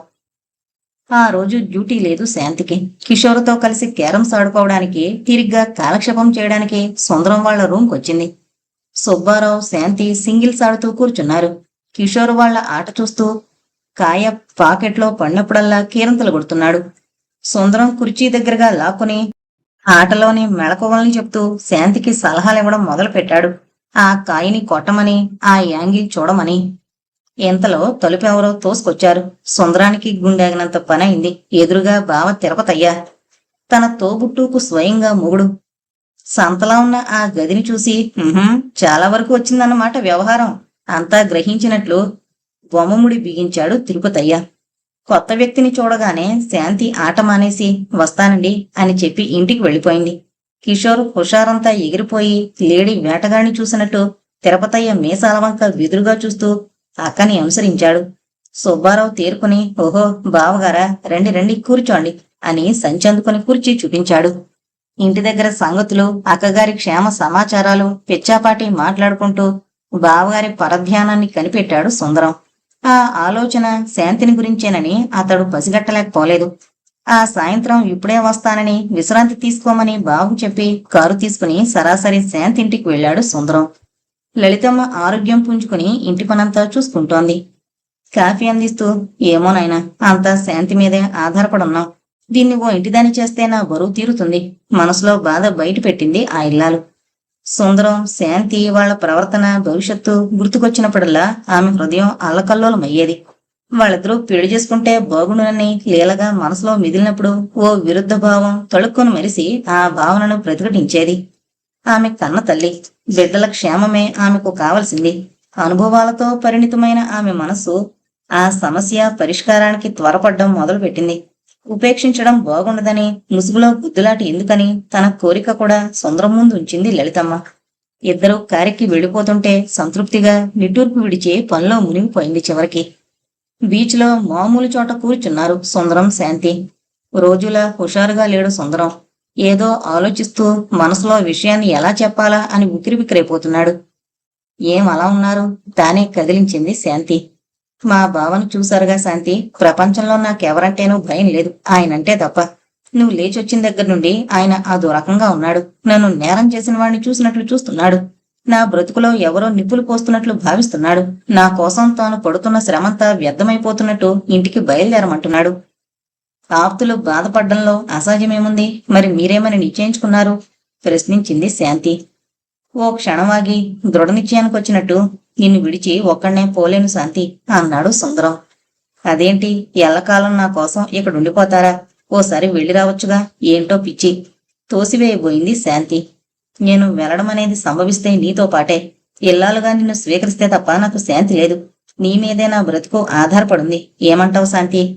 తన హృదయం ఆమె ముందు పెట్టి ఎదురు చూడసాగాడు సుందరం. శాంతి ఆ మాటలతో అప్రభితురాలైంది. ఆ అగ్ని పరీక్ష వస్తుందని ఎప్పుడో తాను ఊహించినా అంత త్వరలో వస్తుందనుకోలేదు. సమాధానం కోసం సుందరం గుండె ఎలా కొట్టుకుంటూ ఉందో అతని బాధ అవధి ఏంటో అర్థం చేసుకుంది శాంతి. నిజంగా సుందరం తనను ప్రేమిస్తున్నాడు. తనే సర్వస్వమని ఆకాంక్షిస్తున్నాడు. కాని తను సుందరాన్ని ప్రేమిస్తుందా? ఆప్తునిగా, ఆదుకొన్నవానిగా, రక్షకుడిగా భావించడం తప్ప అతనితో సహజీవనం సాగించాలనే కోరికే ఇంతవరకు కలగలేదు. సుబ్బారావుని చూసినప్పుడు కలిగే భావోద్రేకం, హృదయ స్పందనం సుందరాన్ని చూసినప్పుడు కలగదు తనకు. కృతజ్ఞత, ఆదరభావం తప్ప తన కర్తవ్యం ఏమిటి? తన ఒక్క మాటకు ఆ క్షణంలో ఎంతో విలువుంది. బ్రతుకు బాగు చేయడానికి, భగ్నపరచడానికి. కాని ఏం చెప్పాలి? సుందరం, సుబ్బారావు, వెలుగు, చీకటి, తల్లి, తను, ఆనందము, ఐశ్వర్యము. ఎన్నో భావనలతో శాంతి గుండెల్లో ఓ పెను తుఫాను వీచడం మొదలుపెట్టింది. ఆమె అబల. పరిచయం కొద్దీ సుందరంతో తిరుగుతోంది. అకస్మాత్తుగా ఇటువంటి పరీక్ష వస్తుందని ఆమె అనుకోలేదు. ఆ ప్రశ్నకు జవాబు చెప్పేటంత పరిణితి ఇంకా ఆమెలో రాలేదు. సుశిక్షిత కాబట్టి కలవరాన్ని అణుచుకుని ఇసుకలో గీతలు గీస్తూ అమ్మను కూడా అడిగి చూడండి. అర్ధోక్తిలో తనదేమీ లేనట్టు తెలిపింది శాంతి. మాటైతే అందిగాని సుందరం అనాకారి అని తోచినప్పుడల్లా ఏదో విరుద్ధ భావం ఆమె హృదయాన్ని దహించి వేసేది. అటు ఇటూ తిరిగే జంటలు కాకి ముక్కుకు దొండపండు అన్నట్టు తమ వంక తేలిగ్గా చూస్తుంటే అవమానంతో కుంగిపోయేది. అతని పక్కన తనని ఊహించుకుంటూ చిచ్చి అనుకునేది. కాని తమ కుటుంబ నిస్సహాయ స్థితి, సుందరం ఐశ్వర్యము, అతని ప్రేమ గుర్తుకొచ్చి సుందరం తనవాడని తోచినప్పుడల్లా ఉద్వేగమైన ఓ ప్రేమ తరంగం లేచి ఆ అసంతృప్తి మీద అమృతాన్ని చిలికి ఊరట కలిగించేది. అతడు ప్రేమతో తెచ్చిన చీర కట్టుకుంది. కొనిచ్చిన పూలదండ తురుముకుంది. తన చేతిలో వ్యానిటీ బ్యాగు, అందులో నోట్ల కట్ట, హై హీల్స్, పరిమళించే హెయిర్ ఆయిలు. నిలువెల్లా అతని డబ్బు ప్రవహిస్తోంది. ఒక్క దేహము, అందులో ఆత్మ తప్ప అన్నీ సుందరానివే. కృతజ్ఞత ఆమెను ఆకట్టి చివరకు లోబడేటట్టు చేసింది. శాంతి. సుందరం గొంతులో పరవసత్వం ఆమె ఆలోచనలకు అంతరాయం కలిగించింది. ఏమిటన్నట్టు అతని కళ్ళలోకి చూసింది శాంతి. పక్కగా దగ్గరగా జరిగిన సుందరం ఆమెను చేతుల్లోకి తీసుకుని విద్యుత్ కాంతిలో జిగేల్ జిగేల్మనే రాళ్ల నెక్లెస్ ఆమె మెడని అలంకరించి కళ్ళు మూసుకుని ఓ దీర్ఘ నిశ్వాసం విడిచాడు. ఓ రోజు నగల దుకాణంలో ఆ నెక్లెస్ కనిపించింది. అబ్బా, ఎంత బాగుందని పొగిడింది శాంతి. సుందరం ఎప్పుడు కొన్నాడో గాని అదిప్పుడు ఆమె మెడని అలంకరించింది. శాంతి బొమ్మల అతని హృదయంలో తలదాచుకుని పరవశమైపోయింది. ఏదో మైకం ఇద్దరినీ ఓ క్షణం ఆకట్టి వేసింది. సముద్రఘోష మంగళ వాయిద్యంగా, బీచుకొచ్చిన వాళ్లు అతిథులుగా, ప్రకృతి పరిష్వంగంలో, ఆ ఏకాంతంలో వాళ్ళిద్దరూ అలానే ఉండిపోయారు చాలాసేపు. ఈ దొంగచాటు వ్యవహారం, ఈ అల్లరి చిల్లర పనులు నాకు నచ్చావు అన్నాడు తిరుపతయ్య ఉన్నట్టుండి. సుబ్బారావేమీ మాట్లాడలేదు. తల ఉంచుకుని కూర్చున్నాడు. లేకపోతే ఏంటి, డబ్బెలా పోతున్నా నాకు అక్కర్లేదు. వాళ్ళమ్మ నాన్నలు సంపాదించారు, ఖర్చు పెట్టుకుంటున్నాడు. కానీ ఆరోగ్యం సంగతో అంతా తెలుసుండి మీరు చేస్తున్న పనేంటి? నువ్వైనా అడ్డు చెప్పకూడదు అన్నాడు మళ్ళా కంఠస్వరం రెట్టించి. ఇప్పుడు ఏం కొంప ముంచుకుపోయిందని ఆ మాటలో సమర్థించబోయాడు సుబ్బారావు. కొంప ముంచుకుపోలేదు. ఇదిగో ఉత్తరం సుందరం రాశాడు వాళ్ళక్కకు. పిల్లి పాలు తాగుతూ కళ్ళు మూసుకుని ఎవళ్ళూ చూడడం లేదన్నట్టుంది మీ వ్యవహారం. మన పొరువేంటి, ప్రతిష్ఠ ఏంటి?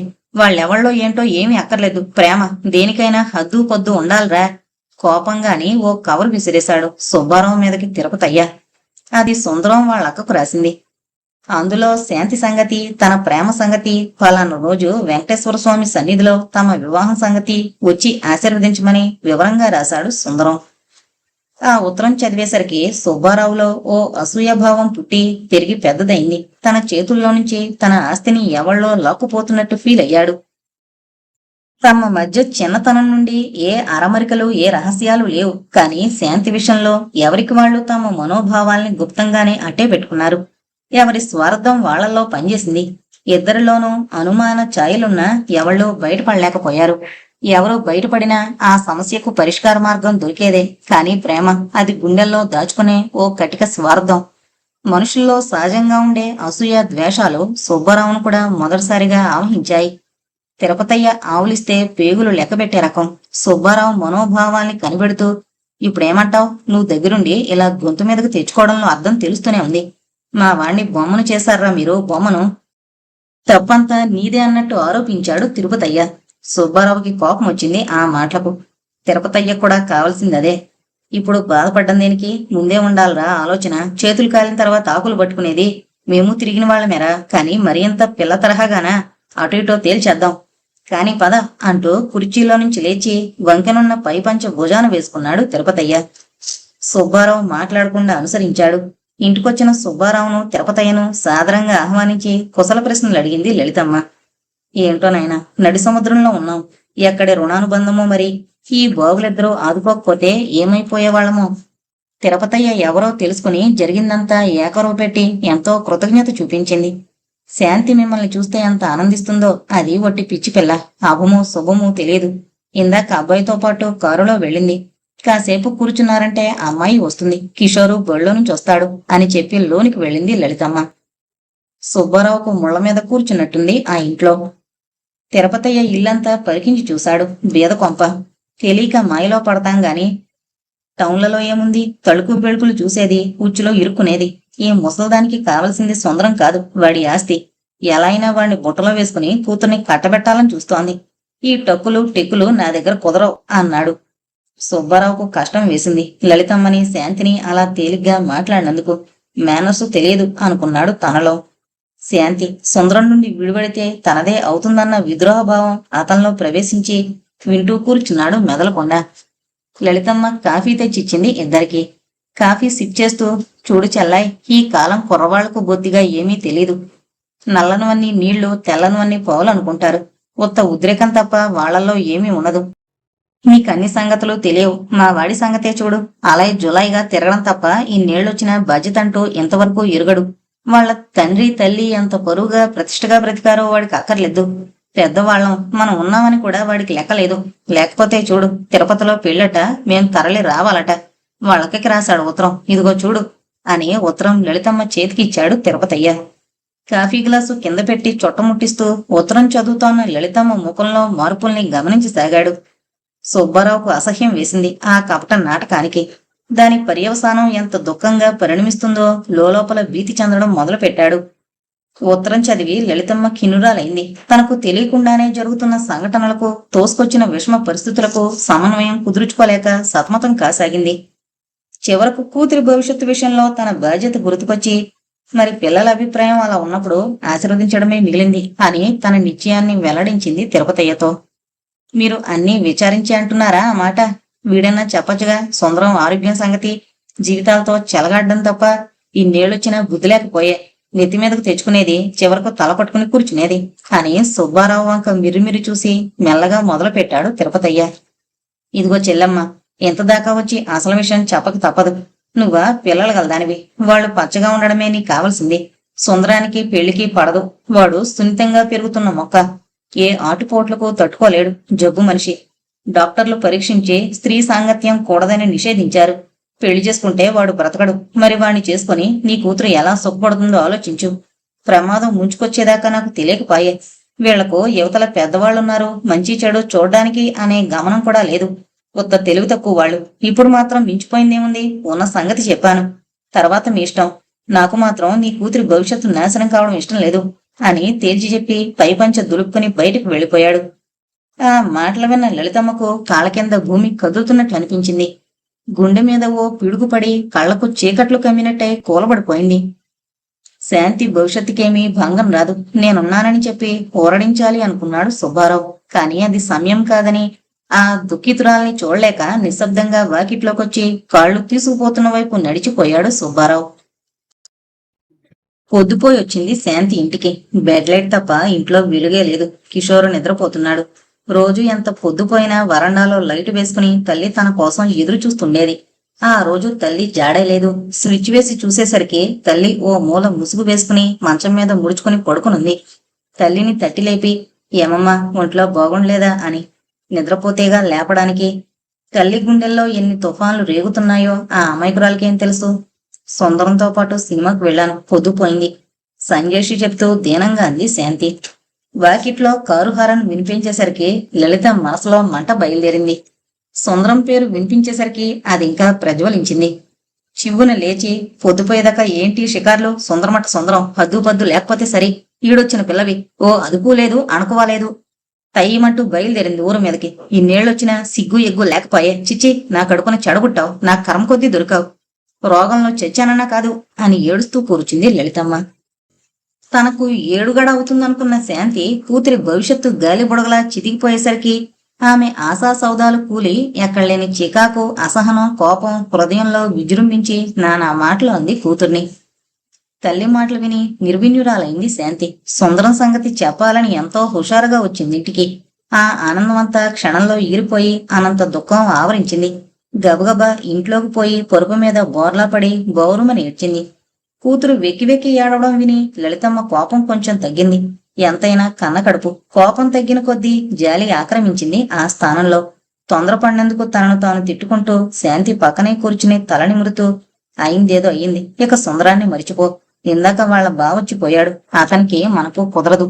పెద్దదాన్ని తల్లిని ఎందుకు చెప్తున్నానో విను అని ఓదార్చడం మొదలు పెట్టింది. తల్లి మాటలు అర్థం కాలేదు శాంతికి. ఎన్నాళ్ళ నుండి సుందరంతో కలిసి తిరగడాన్ని హర్షించిన ఆమె ఎందుకలా మారిపోయిందో తెలీదు. సుందరంతో షికారుకు బయలుదేరడానికి టాయిలెట్ అవుతుంటే ఆ చీర కాదు ఈ చీర కట్టుకోమని, ఈ జాకెట్ తొడుక్కోమని కొప్పులో పూలు సర్ది సాగనంపిన తల్లి అలా ఎందుకు ఆంక్షలు విధిస్తోందో, అసహనం ప్రదర్శిస్తోందో అర్థం కాక స్థాణువులా ఆ మాటలన్నీ వింటూ నీరవయ్యింది శాంతి. ఏదో జరుగుంటుందని ఊహించి తన జీవితం గాఢాంధకారంలో మునిగిపోతున్నట్టు ఫీల్ అయి రోధించడం మొదలుపెట్టింది. నిన్ను పెళ్లి చేసుకుంటానని సుందరం వెల్లడించిన రోజునే అతనితో పరిచయం మానుకోమండలంలో గల విరుద్ధ స్థితి శాంతిని ఇరకాటంలో పెట్టింది. మనసంతా వికలమైపోయి చీకిరి బాకిరి ఆలోచనలు పీడకలల్లా వేధించడం మొదలుపెట్టాయి. ఆ రాత్రంతా కుమిలి కుమిలి ఏడ్చింది శాంతి. అలసిపోయి అలానే నిద్రపోయింది. తల్లి కూతుళ్ళు ఆ మంచం మీదే తిండి కూడా తినకుండా తోటకూర కాడలకు మల్లే అతుక్కుపోయి బాధాతప్త హృదయాలతో సొక్కి సోలిపోయారు. ఆ రాత్రి తిరుపతయ్య సుందరానికి అనేక విధాల నచ్చజెప్పాడు. బెదిరించి చూశాడు. సుందరం శాంతిని పెళ్లాడతానని పట్టుబట్టి కూర్చున్నాడు. అలా లాభం లేదని అట్నుంచి నరుకు రావాలనుకున్నాడు తిరుపతయ్య. నీ ఆరోగ్యం సంగతి ముసలదానికి కూడా తెలిసింది. వాళ్లకు నీ ఆస్తి మీద మోజు తప్ప మరేమీ లేదు. నీ సుఖం కోరేవాణ్ణి కాబట్టి కావలసిన వాణ్ణి చెప్తున్నాను, ఇక నీ ఇష్టం. తిరుపతయ్య ఉపయోగించిన ఆ యుక్తి ఉపయోగించలేదు సుందరం ముందు. ప్రళయం వచ్చినా సరే, ప్రాణం పోయినా సరే శాంతిని పెళ్లి చేసుకోవాల్సిందే అని తెగేసి చెప్పాడు సుందరం. సుబ్బారావు ఇంటికొచ్చేసరికి సుందరం ఒక పక్క, తిరుపతయ్య మరో పక్క సీరియస్ గా కూర్చునున్నారు. తుఫానుకు ముందుండే నీరవత గదంతా వ్యాపించింది. సుబ్బారావును చూడగానే తిరుపతయ్య కోపం తారాస్థాయికి చేరుకుంది. ఇక ఏడవండి, ఇద్దరూ కలిసి ఏ గంగలోనన్నా దూకండి, నాకేం పట్టదు. ఏదో కుర్రతనం తిరుగుతున్నారనుకున్నాను తప్ప ఇలా కొంప మీదకి తెస్తారనుకోలేదు. యారా సుబ్బారావు, తోడుగా ఉండేనా ఎంతవరకు తెచ్చింది? ఇదేనా మీ నిర్వాకం? మీకు వాడి డబ్బు కావాలి గాని వాడెలా నాశనమైతే మీకేం? ఉరుమురిమి మంగళం మీద పడ్డాడు తిరుపతయ్య. సుబ్బారావుకు కోపం వచ్చింది ఆ నీచారోపణకు. సుందరం ముఖం చూసి మెదలకుండా ఊరుకున్నాడు. ముఖం చిటపట్లాడించి గబగబా బెడ్డింగు సర్దడం మొదలు పెట్టాడు. కోపాలు మాత్రం వస్తాయి, ఇంతదాకా వచ్చి పారిపోవడం దేనికి? చాటు నాటకాలు నా ముందు కుదరవు. శాంతి నొప్పించండి, తిరుపతిలో జరిపిద్దాం పెళ్లి. ఒకటే చెప్తున్నాను వినండి, ఆ ముసల్ది గిసల్ది ఎవళ్ళు అక్కడికి రావడానికి వీల్లేదు. ఈ పెళ్లితో శాంతికి ఆవిడికి సంబంధం తెగిపోవాలి. ఏ విషయమో నాకు తేల్చి చెప్పండి. ఆరు బయటికి చాప బెడ్డింగు తీసుకుపోయి చుట్టముట్టించాడు తిరుపతయ్య. చాలా దారుణం అనిపించింది ఆ షరతు సుబ్బారావుకు. తిరుపతయ్య తత్వమే అంతా. కాలికేస్తే మెడకు, మెడకేస్తే కాలికి. నవమాసాలు మోసి కనీ పెంచిన తల్లి కూతురి పెళ్లి చూడకూడదట. ఆ బంధం అంతటితో తెగిపోవాలట. ఇందులో ఏం కుట్రుందో అని ఊహించుకుంటూ తనకు దూరమైపోతున్న శాంతిని తలుచుకుంటూ పక్క మీద చేరాడు సుబ్బారావు. ఏదో ఉద్రేకం, ఆందోళన హృదయంలో ఆవరించి నిద్రపట్టక అటు ఇటూ దొర్లాడు. శాంతి వివాహానికి బావగారు ఏదో రూపంలో అంగీకరించినందుకు తృప్తి పడ్డాడు సుందరం. తన కలలన్నీ రూపుదాల్చబోతున్న ఆ శుభగడియల్ని ఊహించుకుంటూ తెల్లవార్లు మధుర స్వప్నాల్లో మునిగిపోయాడు. హాస్పిటల్ వార్డులో ఉన్న శాంతికి సుందరం పంపిన చీటీ వచ్చింది, అర్జెంటుగా కలుసుకోమని. ఆ తెల్లటి బట్టలతోనే సెలవన్నా తీసుకోనీయకుండా కారికించుకుని తిన్నగా ఓ హోటల్కు తీసుకొచ్చాడు శాంతిని సుందరం. అతని తొందరపాటుకు ఆమె హడావిడి పడిపోయింది. తరుముతున్నట్టున్న అతని తరహా గాబరా పెట్టింది. ఏం జరిగిందని ఉండబట్టలేక అడిగింది శాంతి హోటల్ మెట్లెక్కుతూ. ఏం మాట్లాడలేదు సుందరం. రూమ్ బుక్ చేసి శాంతిని రమ్మని గదిలోకి తీసుకుని పోయాడు. చివరికి తన నిర్ణయాన్ని 2 మాటల్లో చెప్పేశాడు సుందరం. ఎల్లుండి మన పెళ్లి తిరుపతిలో జరుగుతుంది. దానికి నువ్వు ఒక్కదానివి వస్తే బాగుంటుంది అని. ఆ మాటలు వినేసరికి తానేదో బంధంలో చిక్కుకుపోతున్నట్టు అనుమానపు తెరలు ఆమెను ఆవగించాయి. తన తల్లి సుందరంతో పరిచయం వదులుకోమంది. ఇప్పుడు ఈ సుందరం స్వయంగా ఎల్లుండి మన పెళ్లి తిరుపతిలో జరుగుతుంది అంటున్నాడు. ఒక్కతే రావాలంటున్నాడు. ఏంటిది? ఎటూ తేల్చుకోలేక నీరుగారిపోయింది శాంతి. ఆమె భావాన్ని గ్రహించాడు సుందరం. నీకేం భయం లేదు శాంతి. అమ్మ సంగతేగా నువ్వు ఆలోచించేది. అమ్మ ఎక్కడికి పోదు, మన దగ్గరే ఉంటుంది. మేమిప్పుడే కారులో వెళ్లి ఎల్లుండి ఉదయానికల్లా మా అక్కను తిరుపతి తీసుకొస్తాను. మా బావ తిరుపతయ్య వెంటుండి రేపటి రాత్రికి నిన్నక్కడికి చేరుస్తాడు. ఆయనే తండ్రి, తల్లి, బంధువు మనకు. ఏమీ అనుమానించుకు, సరేనా? తన సజల నయనాలను తుడుస్తూ బ్రతిమలాడుతున్న సుందరాన్ని కాదనలేకపోయింది శాంతి. ఖర్చులకుంటాయి తీసుకోమని ఇన్ని నోట్లు చేతిలో పెడుతుంటే కళ్ళెత్తి అతని బాహుబంధాల్లో ఇరికించి బావురు మంది ఒక్కసారి. సుందరం తన జీవిత సర్వస్వం. తల్లి కాదన్నా సరే అతని జీవిత భాగస్వామిని కావలసిందే. ఓ దృఢ నిశ్చయానికొచ్చి ఇంటికి బయలుదేరింది శాంతి. పెందలాడే ఇంటికొచ్చిన కూతుర్ని పలకరించింది లలితమ్మ. ఉదయం నుండి బిడ్డ ముఖం అదో రకంగా ఉంది. ఏదో పిశాచం ఆవహించి అనరాని మాటలన్నీ అంది తాను. బిడ్డను కష్టపెట్టానని ఆమె తల్లి పేగు కదలి పశ్చాత్తాపంతో కుమిలిపోవడం మొదలుపెట్టింది. శాంతి అటు హాస్పిటల్కు పోగానే జీవిత భారం మోయలేక అష్ట కష్టాలు పడి బిడ్డల్ని సాకుతున్న ఆమెకు మధ్యలో ఎదురైన దుర్ఘటనలు దిక్కుతోచకుండా చేశాయి. మానవ సహజమైన బలహీనత ఆమె మాటల్ని ఈటెల్లా మార్చాయి. శాంతి గుండె రాయి చేసుకుని వంటింట్లో ఉన్న తల్లి దగ్గరకు చేరింది. ఏమమ్మా, ఏంటి సంగతి? కూతురు ముఖ కవళికలు గమనించి అడిగింది తల్లి. చెప్పలేక చెప్పింది సుందరం తనతో అన్న మాటలన్నీ శాంతి. నిర్వీణ్యురాలైంది లలితమ్మ. కోపం వచ్చింది. పిచ్చి పిచ్చి ఆలోచనలు మాని తిన్నగా ఉండు. పెళ్లి వద్దు, పెటాకులు వద్దు. ఎందుకు చెప్తున్నానో కాస్త విను. అతనికే మగవాడు కలవాడు, ఎన్ని ఆటలైనా ఆడతాడు. ఎవళ్ళెక్కడుండాలో అక్కడుంటేనే మంచిది. పెళ్ళట పెళ్లి, సిగ్గులేక అడగొచ్చింది. కన్నతల్లి మాటలు చెవులకు కఠోరంగా వినిపించాయి శాంతికి. గదిలోకి పోయి తలుపు వేసుకుని ఒంటరిగా హృదయభారం తీరేట్టు గౌరుమని ఏడ్చేసింది. స్త్రీకి అంతకంటే ఉపశమనం లేదు. దుఃఖము, కన్నీళ్లు అవే గుండె బరువును తగ్గించేవి. తల్లి ఇంకా సాధిస్తూనే ఉంది. ఆ సూటిపోటి మాటలు వినిపించిన కొద్దీ ఆమె ఉద్వేగం అంతిమ స్థాయిని చేరుతోంది. తానేం చేసింది? తనెందుకు పడాలి మాటలు? ఎవరి మీద చిరాకు? తనేమీ పసిపిల్ల కాదు. తనకి వ్యక్తిత్వం ఉంది.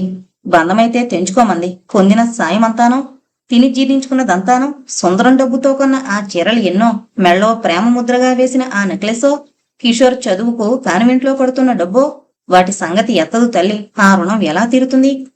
శాంతి హృదయం ఉక్రోషంతో తల్లి మీద ఎదురు తిరిగింది. ఆ రాత్రి అన్నం తిననంటే తిన్నని గదిలో మంచానికి అంటుకుపోయిన కూతుర్ని తిట్టరాని తిట్లని తిట్టింది లలితమ్మ. గుండెల్లో గూడు కట్టుకున్న ఆవేదనంతా ముసలతనం కొద్దీ మారు రూపాన్ని పొంది కర్తవ్య విమూఢురాల్ని చేసి రాక్షసిగా మార్చిందామెను. తల్లి తిట్లు వింటున్న కొద్దీ ఆ ఇంట్లో ఒక క్షణం నిలవబుద్ధి కాలేదు శాంతికి. ఆ నరకం నుండి ఎంత త్వరగా బయటపడితే అంత మంచిదనిపించిందామెకు. ఆలోచనల సుడిగుండాల్లో చిక్కుకున్న శాంతికి పక్కింట్లో గడియారం 12 గంటలు కొట్టడం వినిపించింది. నెమ్మదిగా లేచి సుందరం ప్రేమతో కొనిచ్చిన పట్టుచీర ఒక సంచిలో సర్దుకుని నిద్రపోతున్న తల్లిని, కిషోర్ని వదిలి ఆ అర్ధరాత్రి సరాసరి సుందరం లాడ్జికొచ్చింది. నిద్రపోతున్న తిరుపతయ్య తలుపు చప్పుడుకు లేచాడు. తలుపు తీయగానే ఎదురుగా శాంతి శోకదేవతలా ఉంది. ఏంటమ్మా, ఏం జరిగింది? ఆతృతతో అడిగాడు తిరుపతయ్య. పెళ్లికి మా తల్లి ఒప్పుకోలేదు. ఇక ఏమైనా సరే నేనొక క్షణం ఇక్కడ ఉండను. ఈ రాత్రి బండికి బయలుదేరాల్సిందే. ఆయన మీ వెంట తిరుపతి రమ్మన్నాడు అని పట్టుబట్టి కూర్చుంది శాంతి. పరిస్థితి అంతా ఆకలింపు చేసుకున్నట్టు ఓ నిట్టూర్పు విడిచి కాసేపు ఆలోచించి ఓ నిశ్చయానికి వచ్చినట్టు తల పంకించి సరే చేసేదేముంది, పద వెళదామని ఓ అరగంటలో తయారయ్యాడు. ఇంటికి తాళం బిగించి బ్యాగు చేత్తో పట్టుకుని తిరుపతయ్యారు. రైలెక్కి 1-2 స్టేషన్లు దాటిన తర్వాత గాని తల్లి, తమ్ముడు, ఇల్లు గుర్తుకు రాలేదు శాంతికి. ఆ పరధ్యానంలో ఫస్ట్ క్లాస్ పేటలో కూర్చున్నానని గాని, కొన్ని గంటల్లో తన జీవితం మారబోతుందని గాని ఆ విషయాలేమీ ఉత్సాహం కలిగించలేదామెకు. చిన్ననాటి నుండి పెరిగిన ఆ ఇల్లు, కడుపులో పెట్టుకుని పెంచిన తల్లి, తను అన్నం పెడితే తప్ప తినని కిషోరు గుర్తుకొచ్చి ఆమె కళ్లల్లో నీళ్లు గిరగరా తిరిగాయి. తల్లిని, పట్టణాన్ని విడిచి బయటికి పోవడం అదే మొదలామెకు. ఎవరో చూడకుండా కిటికీలో గుండా బయటకు చూస్తూ పొంగొస్తోన్న కన్నీళ్లను తుడుచుకుంది. వెనక్కి జరిగిపోతున్న గాఢాంధకారాన్ని చూస్తూ చిన్న చిన్న స్టేషన్లను గబగబా దాటుతూ దూసుకుపోయే ఎక్స్ప్రెస్ లో బొమ్మలా కూర్చుని పరిపరి విధాలు వచ్చే ఆలోచనల్ని అణుచుకుంటూ ఒక్క నిట్టూర్పు విడిచి మనసు చిక్కబట్టుకోవడానికి ప్రయత్నించింది శాంతి. క్రాసింగ్ ఉంది కాబోలు. ఆ స్టేషన్లో చాలాసేపు ఆగింది రైలు. దిగులు తీరి పెట్టంతా కలిగి చూసింది శాంతి. ఒకళ్ళో ఇద్దరు ప్రయాణికులున్నారు పెట్టెలో. నిద్రపోతూ ఎదురుగా తిరుపతయ్య, అతని తోలు సంచి. క్రాసింగ్ ఉన్నట్టుంది, టీ ఏమైనా పుచ్చుకుంటావా అని అడిగాడు తన వైపు చూస్తున్న శాంతిని తిరుపతయ్య. అక్కర్లేద్దన్నట్టు తల ఊపింది శాంతి. ఈసరికి మన వాళ్ళు ఇంటికి చేరుండాలి. వాళ్ళక్కని తీసుకుని రమ్మని పంపించాను. మొత్తానికి అదృష్టవంతురాలివి. మా సుందరాంది మొత్తం వంకు పట్టు అనుకుంది. అయిందాకా వాడికి నిద్ర పట్టదు. ఎవళ్ళకి ఎక్కడ రాసిపెట్టుందో వాళ్ళకి అక్కడ అవుతుంది. మన వాళ్ళంటారే సామెత, కళ్యాణం వచ్చినా కక్కొచ్చినా ఆగదని. ఏంటో ఆవులిస్తూ నోటి దగ్గర చిటికి వేసి మళ్ళా అన్నాడు తిరుపతయ్య. ఎంతసేపని అలా కూర్చుంటావు? కాసేపు విశ్రాంతి తీసుకో. ఆ సంచి తలగడగా పెట్టుకుని కాసేపు నిద్రపో. నేనిప్పుడే టీ తాగొస్తా గాని ఈ బ్యాగు చూస్తుండు అని చెప్పి టీ స్టాల్ వైపు వెళ్ళాడు బండి దిగి తిరుపతయ్య. మద్రాసు విడిచి దూర ప్రయాణం చేయడం అదే మొదలు శాంతికి. ఆ రూటు కొత్తగా ఉంది. ప్లాట్ఫారం మీద అటు ఇటు తిరిగే జనం మాటలు వింటుంటే ఎక్కువ మంది కన్నడం మాట్లాడుతున్నారు. తిరుపతికి ఇదొక దారి కాబోలనుకుని తృప్తిపడి ఊరుకుంది శాంతి.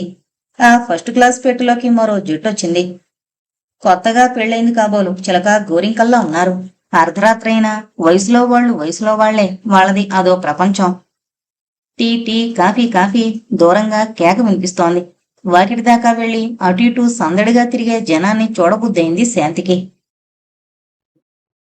వెళుతూ ఒక పక్కగా అమర్చిన అద్దంలో తన మొహం చూసుకుంది. తన ప్రియుడు స్వయంగా మెడని అలంకరించిన రాళ్ల నెక్లెస్ విద్యుత్ కాంతికి తళుక్కుమంది అద్దంలో. కొత్తగా పెట్లోకొచ్చిన జంట ఓ మూల చేరి గుసగుసలు మొదలు పెట్టారు. మందహాసాలు చిందిస్తున్నారు. మత్తు నిండిన కళ్లతో తనివి తీరా చూసుకుంటున్నారు. శాంతి అటు తిరిగి ఉండడం చూసి అతనామె బుగ్గ మీద అద్దంలో కనిపించిన దృశ్యం శాంతికేదో నూతనోత్సాహాన్ని కలిగించి దిగులు మరిచిపోయేటట్టు చేసింది. సిగ్గుతో కూడిన అలవోక నవ్వు ఆమె పెదవుల మీద తొణికింది. కెనడా ఇంజన్ ఓనర్ పెట్టినట్టు అరిచింది ఒక్కసారి. మరుక్షణంలో బండి బయలుదేరింది. తిరుపతయ్య ఇంకా రాలేదేమని వాకిట్లోకొచ్చి తొంగి చూసింది శాంతి. ఎక్కడా జాడలేదు. టీ స్టాల్ కూడా దాటిపోయింది బండి కదలడం వలన ఏదో ఒక పెట్టెలోకి ఉంటాడని, మరో హాల్టింగ్ లో దిగి ఆ పెట్టెలోకి వస్తాడని సమాధానం చెప్పుకుని సీట్లోకెళ్లి కూర్చుంది. అప్పటిదాకా భర్తతో గుసగుసలాడుతున్న నూతన వధువు శాంతి తన సీట్లోకి రావడం చూసి కొంచెం ఎడంగా జరిగింది. తన ఈడుది కనిపించేసరికి ఆ యువతికి మనసాగక ఏ ఊరని అడిగింది అరవంలో. మద్రాస్ అని చెప్పింది శాంతి. కాసేపట్లో ఇద్దరికీ మాటలు కలిసి కబుర్లలో పడ్డారు. ఒకళ్ళ సంగతులొకళ్ళు తెలుసుకుంటూ. మాటల మధ్యలో తిరుపతి ఎంతసేపటికొస్తుందని అడిగింది శాంతి ఆమెను. ఆమె శాంతి వంక విచిత్రంగా చూసి ఇదే తిరుపతి వెళ్లే రూట్ కాదు, మైసూరు వెళుతుందని విడమర్చి చెప్పింది. దాంతో శాంతికి తన అమాయకత ఎక్కడ బయటపడుతుందోనని ఇటేమైనా షార్ట్ కట్ ఉందేమోనని అడిగాను. అంతకంటే ఏమీ లేదని సిగ్గుతో కుచించుకుపోయింది. కబుర్లలో పడిన భార్య వంక చికాగ్గా చూసి అన్నాడు ఆ కొత్త పెళ్లికొడుకు. అర్ధరాత్రి పూట ఈ డిస్టర్బెన్స్ ఏంటని. తన భార్య ఎడంగా ఉండడం అతనికి ఇష్టం లేదు. ఇద్దరూ బెడ్డింగులు పరుచుకుని ఒకళ్ళనొకళ్ళు ఎదురుబొదురుగా చూసుకుంటూ కళ్ళు మూశారు ఆ దంపతులు. మళ్ళా నిశ్శబ్దం ఆవరించింది పెట్టెలో. మరి తిరుపతయ్య ఇటు తీసుకొస్తున్నాడేమో అని శాంతిలో ఓ శంక బయలుదేరింది. తోలు సంచి కూడా ఇక్కడే ఉంటే ఎక్కడికి వెళతాడని మళ్ళా అనుమానం నివృత్తి చేసుకుంది. అయినా ఆ సంచిలో ఏముందో చూడబుద్దయింది శాంతికి. ఓ అరలో నోట్ల కట్టలు సరికొత్త ఉన్నాయి. మరో చిన్న అరలో ఓ కాగితం మడతపెట్టుంది. అదేంటా అని వెలుతురులో చూసింది శాంతి. దానిమీద తన పేరే రాసింది, శాంతికి అని. ఆతృత కొద్దీ దాన్ని విప్పింది. ఆమె గుండె ఆ ట్రైను చప్పుడుతో పాటు దడదళ్లాడింది ఒక్కసారి. అది తనకు రాసిన ఉత్తరమే. దాన్ని చదివేసరికి శాంతి ఒక్కసారి నీరు కారిపోయింది. భయం ఆందోళనతో ఉక్కిరిబిక్కిరయింది శాంతికి. అసలు సంగతి నీకు తెలియదు. మా సుందరానికి పెళ్లికి చాలా దూరం. స్త్రీ సౌఖ్యం పనికిరాదని డాక్టర్లు సలహా ఇచ్చారు. పెళ్లి చేసుకుంటే నీ మాంగళ్యం చెడ్డం తప్ప నీకు సుఖం ఉండదు. ఇద్దరి క్షేమం కోరి చెబుతున్నాను. వాడు ఏదో నీ మోహంలో పడ్డాడు. ఆ ఆశల్ని విడిచిపెట్టి నీ బ్రతికేదో చూసుకో. ఇందులో 5,000 రూపాయలున్నాయి. చదువుకున్న దానివి. ఎక్కడో చోట ఉద్యోగం లభించేదాకా నీకు ఆధారంగా ఉంటాయి. ఓ యోగ్యుణ్ణి ఆరోగ్యవంతుణ్ణి వెతుకొని పెళ్లి చేసుకో. ఇప్పుడు నువ్వు మైసూరు బండిలో ఉన్నావు. టికెట్ లోపల అరలో ఉంది. నీ సుఖాన్ని కోరే తిరుపతయ్యా. భూమి గిరున తిరిగినట్టయింది శాంతికి. ఎంత మోసం చేశాడు. పద్మవ్యూహం పన్ని తన జీవితాన్ని నట్టేట్లోకి తోసి పారిపోయాడు. మోసానికి ప్రతీకారం చెయ్యాలి. వీళ్ళని వదిలిపెట్టకూడదు. ఏది ఏమైనా సరే. ఏదో కఠినత్వం ప్రవేశించి ఆమె వెంటనే ఓ నిశ్చయానికొచ్చింది. కసి పెరిగి గుండెను రాయి చేసుకుంది. బండి తర్వాత హోల్డింగ్ లో ఆగగానే గబగబా సంచి బ్యాగు తీసుకుని కిందకి దిగింది శాంతి. మద్రాసు వెళ్లే వైపు బండి తెల్లవారేదాకా లేదట. ఏం చెయ్యాలి? ఉద్రేకం కొంచెం తగ్గి ఆలోచనలో పడిందామె. తాను ఒంటరిది. దగ్గర బోళ్లంత డబ్బుంది. మెళ్ళో ఖరీదైన నెక్లెస్. ఏవేవో అనుమానాలు ఆమెలో ముసురుకున్నాయి. అటు ఇటు చూసి ఎవళ్ళో చూడకుండా ఆ నెక్లెస్ తీసి సంచిలో భద్రపరుచుకుని స్టేషన్ గేటు దగ్గరికి వెళ్ళింది. స్టేషన్ మాస్టర్ గదిలో గడియారం 3 కొట్టింది. ఇంకా చాలా పొద్దుంది. వెనక్కొచ్చి ప్లాట్ఫారం మీద వెలుతురు పడుతోన్న ఓ బెంచి మీద చతికిలి పడింది. చివరికి చేసేదేమీ లేక బెంచి మీద కూర్చున్న ఆమె వైపు చూస్తూ ఎవడో గూడుకట్టుతో అటు ఇటు 4 సార్లు తిరిగాడు. పోర్టరు అటువైపు వస్తూ శాంతిని చూసి ఎక్కడికి వెళ్లాలని అడిగాడు కన్నడంలో. మద్రాస్ అని సమాధానం చెప్పింది. ఆ మాట అర్థమైన శాంతి తాను పరాకుగా ఉండి ఇంతవరకు చూడలేదు. అది నిజంగా మైసూర్లోనే కన్నడ అక్షరాలు, ఆ కిందే హిందీ ఇంగ్లీషు అక్షరాలు కొట్టొచ్చినట్టు కనిపిస్తున్నాయి. తానెంత తెలివి తక్కువది నమ్మి ఎక్కమన్న బండెక్కింది. ఆతృతతో తానేమీ గమనించలేదు. ఎంత మోసం జరుగుతుందని కలలో కూడా అనుకోలేదు. తిరుపతయ్యను హృదయపూర్వకంగా నమ్మి వెంట బయలుదేరింది. ఏవేవో ఆలోచనల్లో మునిగి పరధ్యానంగా ఉండిపోయింది. తీరా తెలివొచ్చేసరికి జరగవలసిందంతా జరిగిపోయింది. చలిగాలితో పాటు ఓ విచార వీచిక ఆమెను గిలగిల్లాడించింది. ఆ గూడు కట్టువాడు మళ్ళా వచ్చాడు. గళ్లలుంగి తనకు బాగా గుర్తే. వాడే అంత దూరంలో నిలబడి తన వంక చూస్తూ బీడి ముట్టించాడు. ఏదో సైగ చేస్తున్నాడు. చిచ్చి అనుకుంది శాంతి. మనసులో భయం ఆవరించడం మొదలుపెట్టింది. ప్లాట్ఫారం మీద జనం అక్కడక్కడా పడుకునున్నారు. తన జోలికొస్తే కేకలు పెట్టొచ్చు. మళ్ళా తనను తానే నిలదొప్పుకుంది. అంత దూరంలో వస్తున్న పోలీసును చూసి బల్లచాటుగా ఎటో తప్పుకున్నాడు. ఆ పోలీసు శాంతి ఎక్కడికెళ్లాలో తెలుసుకుని పొద్దున్నే 8 గంటలకు గాని బండి రాదని వికారంగా చూడడం మొదలుపెట్టాడు. ఇల్లు కాలి ఒకడేడుస్తుంటే ఏదో కాలి ఒకడేడ్చాడట. నడి సముద్రంలో ఉన్న శాంతిని రక్షించకపోగా ఆ గూడుకట్టు రంగేళిగాడు వాణ్ణి పట్టుకోవలసిన ఆ పోలీసు శాంతిని నిద్రపోనీలేదు. తెల్లవారేదాకా వాళ్ళది శనిపేడయింది శాంతికి. తెల్లవార్లు అలానే బెంచి మీద కూర్చుంది బిక్కుబిక్కుమంటూ శాంతి. క్యాంటీన్లో కాఫీ తాగుతుంటే మళ్ళా వచ్చారు ఆ పోలీసు. అంత దూరాన గల గళ్ళలుంగేవాడు. బారెడు పొద్దెక్కిన తర్వాత గాని మద్రాసు వైపు బండి రాలేదు. టికెట్ తీసుకుని పెట్టెలో ఎక్కుతున్న తన వెనకాలే ఎవరో దగ్గినట్టు వినిపించింది శాంతికి. తిరిగి చూసేసరికి వెనకాలే గళ్ళలుంగి వాడి నోట్లో బీడి. బండి పోనిచ్చి ఫూల్స్ అని కసితేరా తిట్టి చోటు చూసుకుని కూర్చుంది శాంతి. గబగబా వెనకబడే పొలాల వంక చూస్తూ ఆమెలో మళ్ళా ఆలోచనలు ముసురుకున్నాయి. తిరుపతయ్య కుట్ర వెనక సుందరం కూడా ఉన్నాడేమోనని అనుమానం వచ్చింది ముందు. కాని తన సుందరం అలాంటి వాడు కాదు. తనను నమ్మించి గొంతు కోయడు. ఇది అతనికి తెలియకుండా జరిగిన మోసం. ఏమైనా సరే దీని అంతు తేల్చుకోవాల్సిందే. లేకపోతే జీవితాలతో చెలగాటలాడతారా? ప్రతీకార భావంతో కూడిన ఓ దృఢ నిశ్చయం ఆమెలో వేళ్లునడం మొదలుపెట్టింది. సుందరం తన బావగారి ఊరు పలానా అని చెప్పినట్లు గుర్తు ఏదో మాటల సందర్భంలో. అదేదో 4 అక్షరాల స్టేషన్. ఎంతసేపటికి గుర్తు రాలేదు శాంతికి. మద్రాసు వాతావరణంలో ప్రవేశించగానే తల్లి కిషోరు గుర్తుకొచ్చారు మళ్ళా. ఇంటికి వెళితే ఏ ముఖం పెట్టుకుని వెళ్లను? ఇక వెళితే సుందరంతో కలిసే. తన నిశ్చయాన్ని సడలనీయలేదు శాంతి. స్టేషన్లో దిగగానే విజయవాడ వైపు వెళ్లే బళ్ళు ఎప్పుడెప్పుడున్నాయో టేబుల్ చూసింది. మద్రాసుకు విజయవాడకు మధ్య ఉండాలి ఆ స్టేషన్. టేబుల్లో పేర్లు వరుసగా చూస్తూ శాంతి ఓ పేరు దగ్గర పరిచయమై ఉన్నట్టు ఆగిపోయింది. ఆ ఊరికి టికెట్ తీసుకుని అప్పుడే బయలుదేరబోతున్న బండికి కూర్చుంది కక్ష సాధించే ధోరణిలో. బండెక్కిన తర్వాత యథాలాపంగా పక్కనే ఉంచిన లెదర్ బ్యాగ్ వైపు చూసింది శాంతి. ఆమె కళ్ళు ఒకసారి మెరిశాయి. ఆ బ్యాగు పైనున్న పాకెట్లో తిరుపతయ్య అడ్రస్ ఉంది. చంకలో మేకపిల్ల నుంచుకుని ఊరంతా వెతికినట్టే వెనకటికెవడో అలా అయింది తన పని. తాను తీసుకున్న టికెట్ అక్కడికి కాదు. ఇంకా నయం ఎన్ని చిక్కుల్లో పడేదో తాను ఆ అడ్రస్ దొరకపోతే. పెన్నిది దొరికినట్టు ఫీల్ అయి టికెట్ కలెక్టర్తో చెప్పి ఆ స్టేషన్ కు ఎక్సెస్ కట్టి రసీదు తీసుకుంటూ నిట్టూర్చింది శాంతి. మద్రాసు నుండి వైరు చేశాడు తిరుపతయ్య సుందరానికి. శాంతి తిరుపతి రానన్నది. పెళ్లి ఆగిపోయింది, నేనొచ్చి వివరంగా చెప్తాను అని. సుందరానికి అనుమానమే. బావ ఏదో చేసుంటాడని మాయ మాటలు చెప్పి శాంతి మనసు విరిచుంటాడని. వైరందగానే అప్పటికప్పుడు మద్రాసు వెళతానని కూర్చున్నాడు సుందరం. ఈ రోజు చూసి వెళుతూ గాని మీ బావ కూడా ఎంతలో వస్తారుగా అని బ్రతిమలాడి ఆ ప్రయాణాన్ని ఆపింది మహాలక్ష్మి. ఏ అడ్డు రాకపోతే ఈసరికి శాంతి నేను దంపతులమై ఉండేవాళ్ళం. ఎందుకు రానన్నదో ఏం జరిగిందో అని అన్నం కూడా తినకుండా బావ కోసం ఎదురు చూస్తూ కూర్చున్నాడు సుందరం.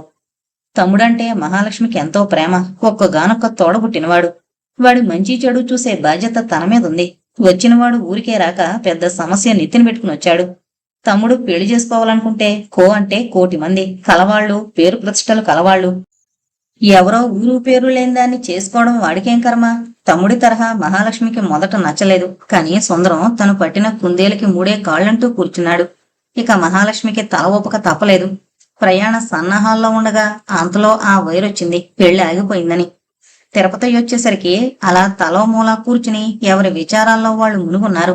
భర్తం చూడగానే మహాలక్ష్మి ముఖం ఇంత అయింది.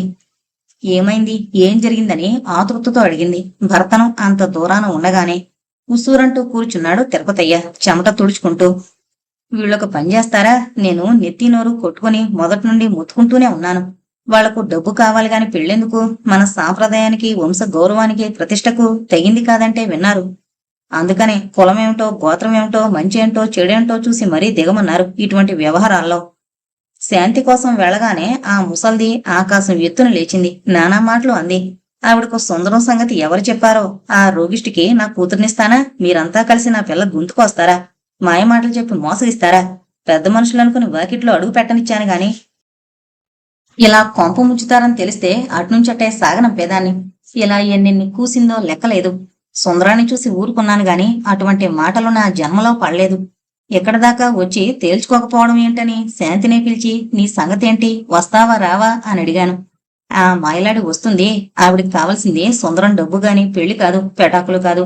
తన తల్లికి ఇష్టం లేనిదే ససేమీరా రానంది. ఏం చేస్తాను? నెత్తిన చెంగేసుకుని వచ్చాను. ఇది విషయం. ఎరక్క ఇరుక్కున్నాను. మన బంగారం మంచిదైతే వాళ్లనే పనే ముందులే. చెడు బాకీ వాళ్ళకి చేర్చేది, కొంప మీదకి తెచ్చేది. చిచ్చి! తన వాక్చాతుర్యాన్నంతా ఉపయోగించి ఓ కదల్లి తన అసహ్యాన్ని వెల్లడించాడు తిరుపతయ్య. సుందరం అయోమయంలో పడ్డాడు ఆ మాటలు విని. మహాలక్ష్మి మాత్రం అంతటితో ఆ వ్యవహారం ఆగిపోయినందుకు లోలోపల సంతోషించింది. సుబ్బారావు ఆలోచిస్తూ కూర్చున్నాడు. తిరుపతయ్య ఆడుతోంది నాటకమని అతనికి ఛాయామాత్రంగా తోచింది. తన కళ్ళ ముందే చెప్పాడు లలితమ్మతో సుందరం సంగతి. ఇప్పుడేమో సుందరం రోగిష్టి అని ఎవరు చెప్పారో అని ఎవరి మీదకో నెట్టాలని చూస్తున్నాడు. ఇక తనేగా మిగిలింది. సుందరానికి తన మీద అనుమానం కలిగించి తమ స్నేహాన్ని చెరపాలని చూస్తున్నాడు. ఉత్త విషపు బుద్ధి. తిరుపతయ్య బండారం అప్పుడే బయట పెట్టాలనుకున్నాడు. కాని శాంతి మళ్ళా ఓ స్వార్థ బుద్ధి ప్రకోపించి ఇలాగైనా శాంతి తనదవుతుందన్న ఊహతో నోరు నొక్కుకున్నాడు. లలితమ్మతో అన్ని చాడీలు చెప్పిన మనిషి అంత సౌమ్యంగా ప్రవర్తిస్తాడా? ఏదో తిరకాసు పెట్టే ఉంటాడని ఊహించి మద్రాసు ప్రయాణానికి సిద్ధమయ్యాడు సుబ్బారావు. తమ ఊరు వెళుతున్నానని చెప్పి స్టేషన్కు బయలుదేరాడు వెంటనే. వీళ్ల మూలాన పనంతా పాడైంది. పొలం ఎలా ఉందో చూసొస్తానని కాఫీ తాగి బయటకు వెళ్లిపోయాడు తిరుపతయ్య. మహాలక్ష్మి వంట పనిలో మునిగిపోయింది. సుందరం హృదయంలో రేగిన కల్లోలాన్ని అణుచుకుంటూ మేడ మీద గదిలో చేరి మంచం మీద దొర్లడం మొదలు పెట్టాడు. పొద్దు వాడారి నీరెండ ఎదురుగా ఉన్న బాదం చెట్టు ఆకుల మీద బంగారు మలామా దిద్దుతోంది. సంధ్యారాగం పశ్చిమాకాశాన్ని అలుముకుంటోంది. ఆ మనోహర దృశ్యం కిటికీలో గుండా చూస్తున్న సుందరానికి శాంతి రూపం కళ్ల ముందాడి ఒక్కసారి ఏవేవో ఆలోచనలు మనసులోకొచ్చాయి. తాను ఎన్నాళ్ళ నుండి కురూపినని, తన జీవితం ఇలా వెళ్లమారాల్సిందేనని కించపడ్డాడు. కాని మధ్యలో శాంతి తన హృదయంలో దివ్యజ్యోతిని వెలిగించి కొత్త వెలుగుని చూపింది. ఆ దీప్తితో నిరాశా తిమిరాన్ని తొలగించుకుని నిండుగా జీవించొచ్చునని భావించాడు. తాడు బొంగరం లేని తన జీవితం రంగురంగుల భంగిమల్లో తిరుగుతోందని భావించాడు. కాని తన జన్మే తన పాలిట శాపంగా పరిణమిస్తోంది. ఇక అశాంతితో అలమటించడం తప్ప తనకిక శాంతి లేదు. తాను కోరినప్పుడు హృదయం విప్పి ఎందుకు చెప్పలేకపోయింది? ఇష్టంలేని వివాహానికి ఎందుకు అంగీకరించింది? తర్వాత ఎందుకు రానంది? ఇందులో ఉన్న అసలు రహస్యమేమిటి? తల చేతులతో పట్టుకున్నాడు సుందరం. ఈ ఆఘాతాన్ని తట్టుకోలేక. బావలో స్వార్థం ఉన్నా తన మీద ప్రేమ లేకపోలేదు. తన మీదున్న ప్రేమతోనే ఈ పెళ్లి తప్పించాడేమో. శాంతి తల్లి జీవితంలో ఎన్నో కష్టాలు పడింది. అడుగడుగున నిరాశ నిస్పృహల్ని ఎదుర్కొంటూ బ్రతికి ఇడుస్తోంది. కూతురు సుఖాన్ని కాంక్షించి ఆవిడే అడ్డుపడిందేమో. ఇప్పుడిప్పుడే జీవితంలో అడుగు పెడుతున్న శాంతి ఏది మంచో ఏది చెడో నిర్ణయించుకునే అనుభవం లేంది. తాను నమ్మిన సత్యాన్ని ధైర్యంగా ఒప్పించలేని వయసు. జీవితాన్ని వరంగా భావించి కమ్మని కలలు కనే యవ్వనంలో అడుగుపెట్టిన ముద్దరాలు. తన ఆరోగ్యం సంగతి శాంతికి ఎందుకు విడమర్చి చెప్పలేకపోయాడు? అది తన స్వార్థం కాదా? ఓ నిండి జీవితాన్ని బలిచేయడం కాదా? ఆమె నూరేళ్ల జీవితానికి తాను చీడపురుగుగా పరిణమించాడా? సుందరానికి తన మీద తనకే అసహ్యం వేసింది. కాని తన పట్ల అంత అన్యాయం తలపెట్టవలసిన పరిస్థితి శాంతికేమొచ్చింది? ఆ కృతజ్ఞత, ఆ ప్రేమార్ద్ర హృదయము ఏమయ్యాయి? సుందరం గుండె లోతుల్లోంచి సన్నగా ప్రశ్నించినట్లయింది. తాను మెచ్చింది, తనకు నచ్చింది శాంతి. ఆ జవరాలు తనకు కావాలి. ఆమె లేందే తన బ్రతుకు వ్యర్థం. ఏవేవో ఆలోచనలు, సవాలక్ష సందేహాలు, కోటి ప్రశ్నలు. సుందరం హృదయం అగ్నిపర్వతమైంది. బాధ లావాలా ప్రవహిస్తోంది. దాన్ని చల్లార్చాలంటే శాంతి అమృత హస్తానికే సాధ్యం. అతని మనోదర్పణంలో శాంతి రూపం ఎంత చెరుపుకుందామనుకున్నా చెరిగిపోవడం లేదు. ఏదో ఆశ, బ్రతుకు తీపి ఇంకా వదలక అతన్ని ఉక్కిరిబిక్కిరి చేయడం మొదలు పెట్టాయి. మహాలక్ష్మి నిద్రలేచిన ఉషనెత్తుకుని మేడపైకొచ్చింది. తమ్ముడు ముఖం అదోలా ఉండడం చూసి, ఎందుకురా దిగులు? ఎన్నిసార్లు పెళ్లి సంగతి ఎత్తినా వద్దు వద్దు అంటివి. అక్కనొక దాన్ని బ్రతికే ఉన్నాను కదా, నా జీవన వేయొచ్చుగా. ఏదైనా కోరుకుంటే పెళ్లి ఆగిపోయిందనేగా నీ బాధ. ఎంతకంటే రాజాలాంటి సంబంధం వస్తుంది. కులమేదో గోత్రమేదో తెలియని వాళ్ళని తెచ్చి నెత్తికెక్కించుకోవడం ఎందుకు చెప్పు? అంతా మన మంచికే వచ్చింది అంటూ ఉషను చేతికిచ్చింది. మామ మామ అంటూ ఉష సుందరం మీదకి దూకింది. మేనకోడల్ని ఆడిస్తూ తన దిగులను మరిచిపోయాడు సుందరం. వీధిలో దీపాలు ఒక్కసారి వెలిగాయి. ఎవరో అడుగుతున్నారు, తిరుపతయ్య గారి ఇల్లు ఇదేనా అని. తలుపు తడుతున్న చప్పుడు విని మహాలక్ష్మి చేతులు తుడుచుకుంటూ వచ్చి తలుపు తీసింది. ఎవరో అపరిచిత, చేతిలో తోలు సంచి. ఆ వెలుగులో ఆ తోలు సంచి చూడగానే మహాలక్ష్మికి అనుమానం వేసింది. దాని వంక పరీక్షగా చూసింది, సందేహం తీరక. అది తన భర్తదే. తెల్లబోయి ఎవరు కావాలని ప్రశ్నించింది. సుందరం ఉన్నాడా అని అడిగింది ఆ అపరిచిత. అప్పుడు అర్థమైంది మహాలక్ష్మికి. కొంప మునిగిందనుకుని, నీ పేరు శాంతి కదూ? అనుమానం నివృత్తి చేసుకోవడానికి అడిగింది మహాలక్ష్మి. అవునని తల ఊపింది ఆ యువతి. మహాలక్ష్మి గుండెల్లో రాయి పడింది. కాళ్ళ కింద భూమేదో కదులుతున్నట్టు అనిపించింది. ఓ పెను తుఫాను తోసుకొచ్చినట్టు తోచి చేసేది లేక లోపలికి రమ్మనమని ఆహ్వానించింది తెచ్చిపెట్టుకున్న ముఖ వికాసంతో. తన కళ్ళను నమ్మలేకపోయాడు సుందరం. ఎదురుగా శాంతి. మేడమెట్లెక్కి ఎవరో వస్తుంటే అక్కగారు కాబోలని అలాగే చూస్తూ పడుకున్నాడు మంచం మీద. ఉష తానిచ్చిన బొమ్మతో ఆడుకుంటోంది. తీరా శాంతి ప్రత్యక్షమయ్యేసరికి ఆశ్చర్యచకితుడయ్యాడు. ఇది కళ నిజమా? ఇదేంటి శాంతి ఇక్కడ? కళ్ళు నులుముకుని లేచి కూర్చుని శాంతి అంటూ పలకరించాడు. అలానే నిలబడిపోయింది శాంతి. ఇక ఆగలేకపోయాడు సుందరం. శాంతి అంటూ హృదయానికి హత్తుకుని గాఢ పరిష్వంగంలోకి తీసుకున్నాడు. ఎవరో చీరలాగినట్టయి పరవశత తొలగి వెనక్కి చూసింది శాంతి, కౌగిలి విడిపించుకుంటూ. బోసినవ్వుతో తనవైపు చూస్తున్న పాప. ఎవరు అన్నట్టు ప్రశ్నించింది కళ్లతో. మా అక్క కూతురు ఉష. ఎగరేసెత్తుకుంది ఆ పాపను శాంతి. బొగ్గల మీద తనివి తీరేట్టు ముద్దుల వర్షం కురిపించింది. ఆ ఒత్తిడికి ఆగలేక ఏడవడం మొదలెట్టింది. కొత్త మనిషి ముఖంలోకి చూస్తూ ఆ పాప. సుందరం తీసుకోగానే ఏడుపు మానింది. ఇన్ని బొమ్మలు ముందేసి కూర్చోబెట్టాడు పాపను. ఆ పసిదానికేం తెలుసు ఎదురుగా ఉన్న మనుషుల్లో ఎంత ప్రళయం రేగిందో, ఎంత ప్రశాంతి అనుభవిస్తున్నారో. మళ్ళా ఆటలో మునిగిపోయింది. శాంతి జరిగిందంతా చెప్పింది. కోపంతో గ్రన్నెళ్ళిపోయాడు సుందరం బావ చేసిన మోసానికి. ఎంతైనా బావ తన అక్క మొగుడు. తమాయించుకుని శాంతిని ఊరడిస్తూ కూర్చున్నాడు. మనల్ని వేరు చేయడం ఎవరి వశమూ కాదు. జరిగిందానికి బాధపడద్దని బ్రతిమలాడాడు. తనకు తెలియకుండానే అంతా జరిగిపోయిందని పశ్చాత్తాపం వెల్లడించాడు. అప్పటికి గాని ఈ లోకంలో పడలేదు శాంతి. వెక్కెక్కి ఏడుస్తూ సుందరం గుండెల మీదకు ఉరిగిపోయింది. మహాలక్ష్మి భయపడుతూనే మేడపైకొచ్చింది. సుందరం పెట్లో నుంచి ఏదో తీసి శాంతి మెడలో వేస్తున్నాడు. ఏదో ముడిపెడుతున్నాడు. వెలుగు పడేసరికి ఆ మెడలో ఉన్నదాన్ని చూసి ఉలిక్కి పడింది మహాలక్ష్మి. అదే తాళిబొట్టు. విద్యుత్ కాంతిలో మెరిసిపోతోంది. సుందరం వస్తూ మద్రాసు నుంచి తెచ్చిన గొలుసుకు తానే పసుపు తాడుగుచ్చి మాంగళ్యం అమర్చింది. నల్ల పూసలుగుచ్చి సిద్ధం చేసింది పెళ్లికి. తిరుపతికి తీసుకుని వెళ్లే పెట్టెలో వాటిని భద్రపరిచుంచింది. అవి ఇప్పుడు శాంతి మెడలో మెరిసిపోతున్నాయి. తనకు నమస్కరిస్తోన్న శాంతి సుందరాన్ని చూసి ఆశీర్వదించకుండా ఉండలేకపోయింది మహాలక్ష్మి.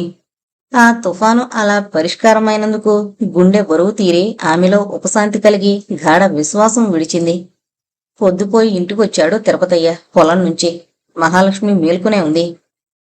భర్త వైపు చురుక్కుని చూసి జరిగిందంతా చెప్పి ఆ పాపం ఊరికే పోదని దెప్పి పొడిచింది మహాలక్ష్మి. దోషిగా రుజువైన తిరుపతయ్య ఉక్కిరిబిక్కిరయ్యాడు భార్య సూటికోటి మాటలకు. ఊరికి వెళ్లాల్సిన పనుందని చీకటితో లేచి మేడపైకి వెళ్లకుండానే అట్నుంచటే వెళ్లిపోయాడు ముఖం చల్లక తిరుపతయ్య. ఆ రోజు సుందరం ఇంట్లో సత్యనారాయణ వ్రతం. ఊళ్ళో వాళ్ళందరికీ ఆహ్వానాలు వెళ్లాయి. నలుగురు చేరిని చోటల్లా అవే కబుర్లు. సుందరం శాంతి పెళ్లి సంగతి చిలవలు పలవలు చెరిచి అమ్మలక్కలంతా నోళ్లు నొక్కుకోవడం మొదలు పెట్టారు. కాని సుందరం 100 ఎకరాల ఆసామి, లక్షాధికారి. చివరికి అందరి నోళ్లు మూతబడి పప్పు భోజనాలకు పరిగెత్తారు. ఆ పెద్ద మేడ చక్కగా అలంకరించబడి మామిడాకు తోరణాలతో కళకళ్లాడుతూ ఉంది. బీద బిక్కి ఆనందానికి అంతే లేదు. బజారులో బోరులు తీరి కూర్చున్నారు. వ్రతం దగ్గర కూర్చుందన్న మాటేగాని శాంతి చూపంతా వాకిట్లోనే ఉంది. హారన్ మోత వినిపిస్తే చాలు వెనక్కి తిరిగి చూడడం మొదలుపెట్టింది. సుందరం ఆ పరధ్యానం కనిపెట్టాడు. బండి లేటైందేమో, లేకపోతే ఈసరికి రావాల్సింది అని అన్నాడో లేదో వాకిట్లో ఆగిన కారులో నుంచి ముందు సుబ్బారావు దిగాడు. ఆ వెంట లలితమ్మ, కిషోరు. తల్లిని తమ్ముణ్ణి చూసేసరికి శాంతి హృదయం ఆనందోత్సాహాలతో పొంగిపోయింది. వచ్చిన వాళ్ళెవళ్ళో తెలిసి కూర్చున్న జనం తలెత్తి వింతగా చూడడం మొదలుపెట్టారు. ఆడంగులు సరే సరే ఎగబడి చుట్టూ మూగారు. పీట మీద కూర్చున్న సుందరం సుబ్బారావును చిరునవ్వుతో పలకరించాడు. సుందరాన్ని, శాంతిని దంపతులుగా ఓ చోట చూసేసరికి సుబ్బారావు మనసు జివ్వుమంది. తాను మద్రాసులో ఉండగానే లలితమ్మ కుత్రం వచ్చింది అన్ని వివరాలతో. మనసు ఆ దొలాయిపోయి 2 రోజులు ఆ ఇంటికి వెళ్ళలేకపోయాడు. చివరికి చెప్పొద్దామని వెళ్లేసరికి వైరొచ్చింది. సత్యనారాయణ వ్రతం సుబ్బారావును తోడు చేసుకుని రమ్మని. అనుకున్నదొకటి అయ్యిందొకటి. అందరూ తనకు అందకుండా అలానే పోయారు. ఇప్పుడు శాంతి కూడా ఆ వరసలో చేరింది. తన జీవితం అంతే. ఓ నిస్పృహ ఆవరించింది అతనిలో. ఇప్పుడే వస్తానని చెప్పి ఇంటికి వెళ్ళిపోయాడు బట్టలు మార్చుకోవడానికి. అదొక దివ్యానుభవం శాంతికి. ఎందరో పలకరించారు, ఎన్నో ప్రశ్నలు అడిగారు. చిరునవ్వుతో సిగ్గుతో సమాధానాలు చెప్పలేక సతమతమైంది. లలితమ్మ అందుకొని కూతురు తరపున జవాబులిచ్చింది ఆ యక్ష ప్రశ్నలకు. వాళ్ల అరవయాస అమలకలకు విచిత్రంగా కనిపించింది. మహాలక్ష్మి వచ్చిన పేరంటాళ్ళందరికీ శాంతి నగల్ని, చీరల్ని చూపి మరదలి బుగ్గపుణికి తన తమ్ముడి అదృష్టానికి పొంగిపోయింది. తిరుపతయ్య భోజనాల పందిరిలో పెత్తనమంతా మీదేసుకుని కలి తిరుగుతూ కేకలేస్తున్నాడు. అది తీసుకురండి, ఇది తీసుకురండి, అటు వడ్డించండి, ఇటు వడ్డించండి అని. అటువంటి భోజనం మహాలక్ష్మి పెళ్లికి తిన్నారు బేదా బిక్కి. పెద్ద పెద్ద లడ్లు, జిలేబీలు, తిన్నంత పరమాన్నం, పప్పు, నెయ్యి. శాంతి సుందరాలను పొగుడుకుంటూ భుక్తాయాసంతో ఇళ్లకు చేరుకున్నారు. సుబ్బారావుకి, సూర్యానికి, చిదానందానికి, మిత్ర బృందానికంతటికీ మధ్యాహ్నానికి గాని నడుములు ఎత్తడానికి వీల్లేకపోయింది. చివరి పంక్తిలో కూర్చున్నారు మిత్రబృందమంతా. తిరుపతయ్యతో కలిసి పైటలు దోపి మహాలక్ష్మి, లలితమ్మ, శాంతి వాళ్లకు వడ్డించారు. సుందరం నేతి చెంబు పట్టుకున్నాడు. హాస్యాలతో, పరిహాసాలతో నిండుతనం ఏర్పడి అసూయలు, అహంకారాలు అణిగి, నిరాశ, నిస్పృహలు తొలగి మహదానందంతో భోజనాలు చేశారు అంతా. మానవ నేజం అంతే. ఒంటరిగా ఉన్నప్పుడు బలహీనతలు బయటపడతాయి, సమిష్టిగా ఉన్నప్పుడు సంకల్పాలు నెరవేరతాయి.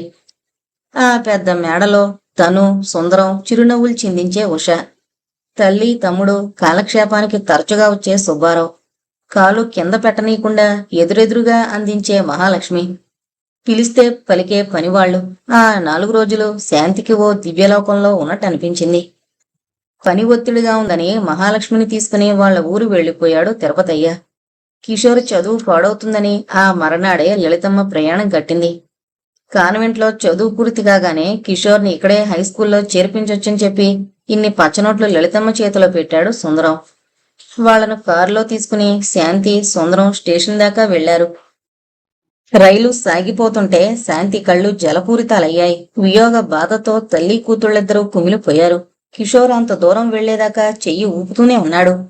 అప్పటిదాకా ఎంతో హుషారుతో ఉన్న శాంతి వరద తీసిన నదిలా అయ్యింది.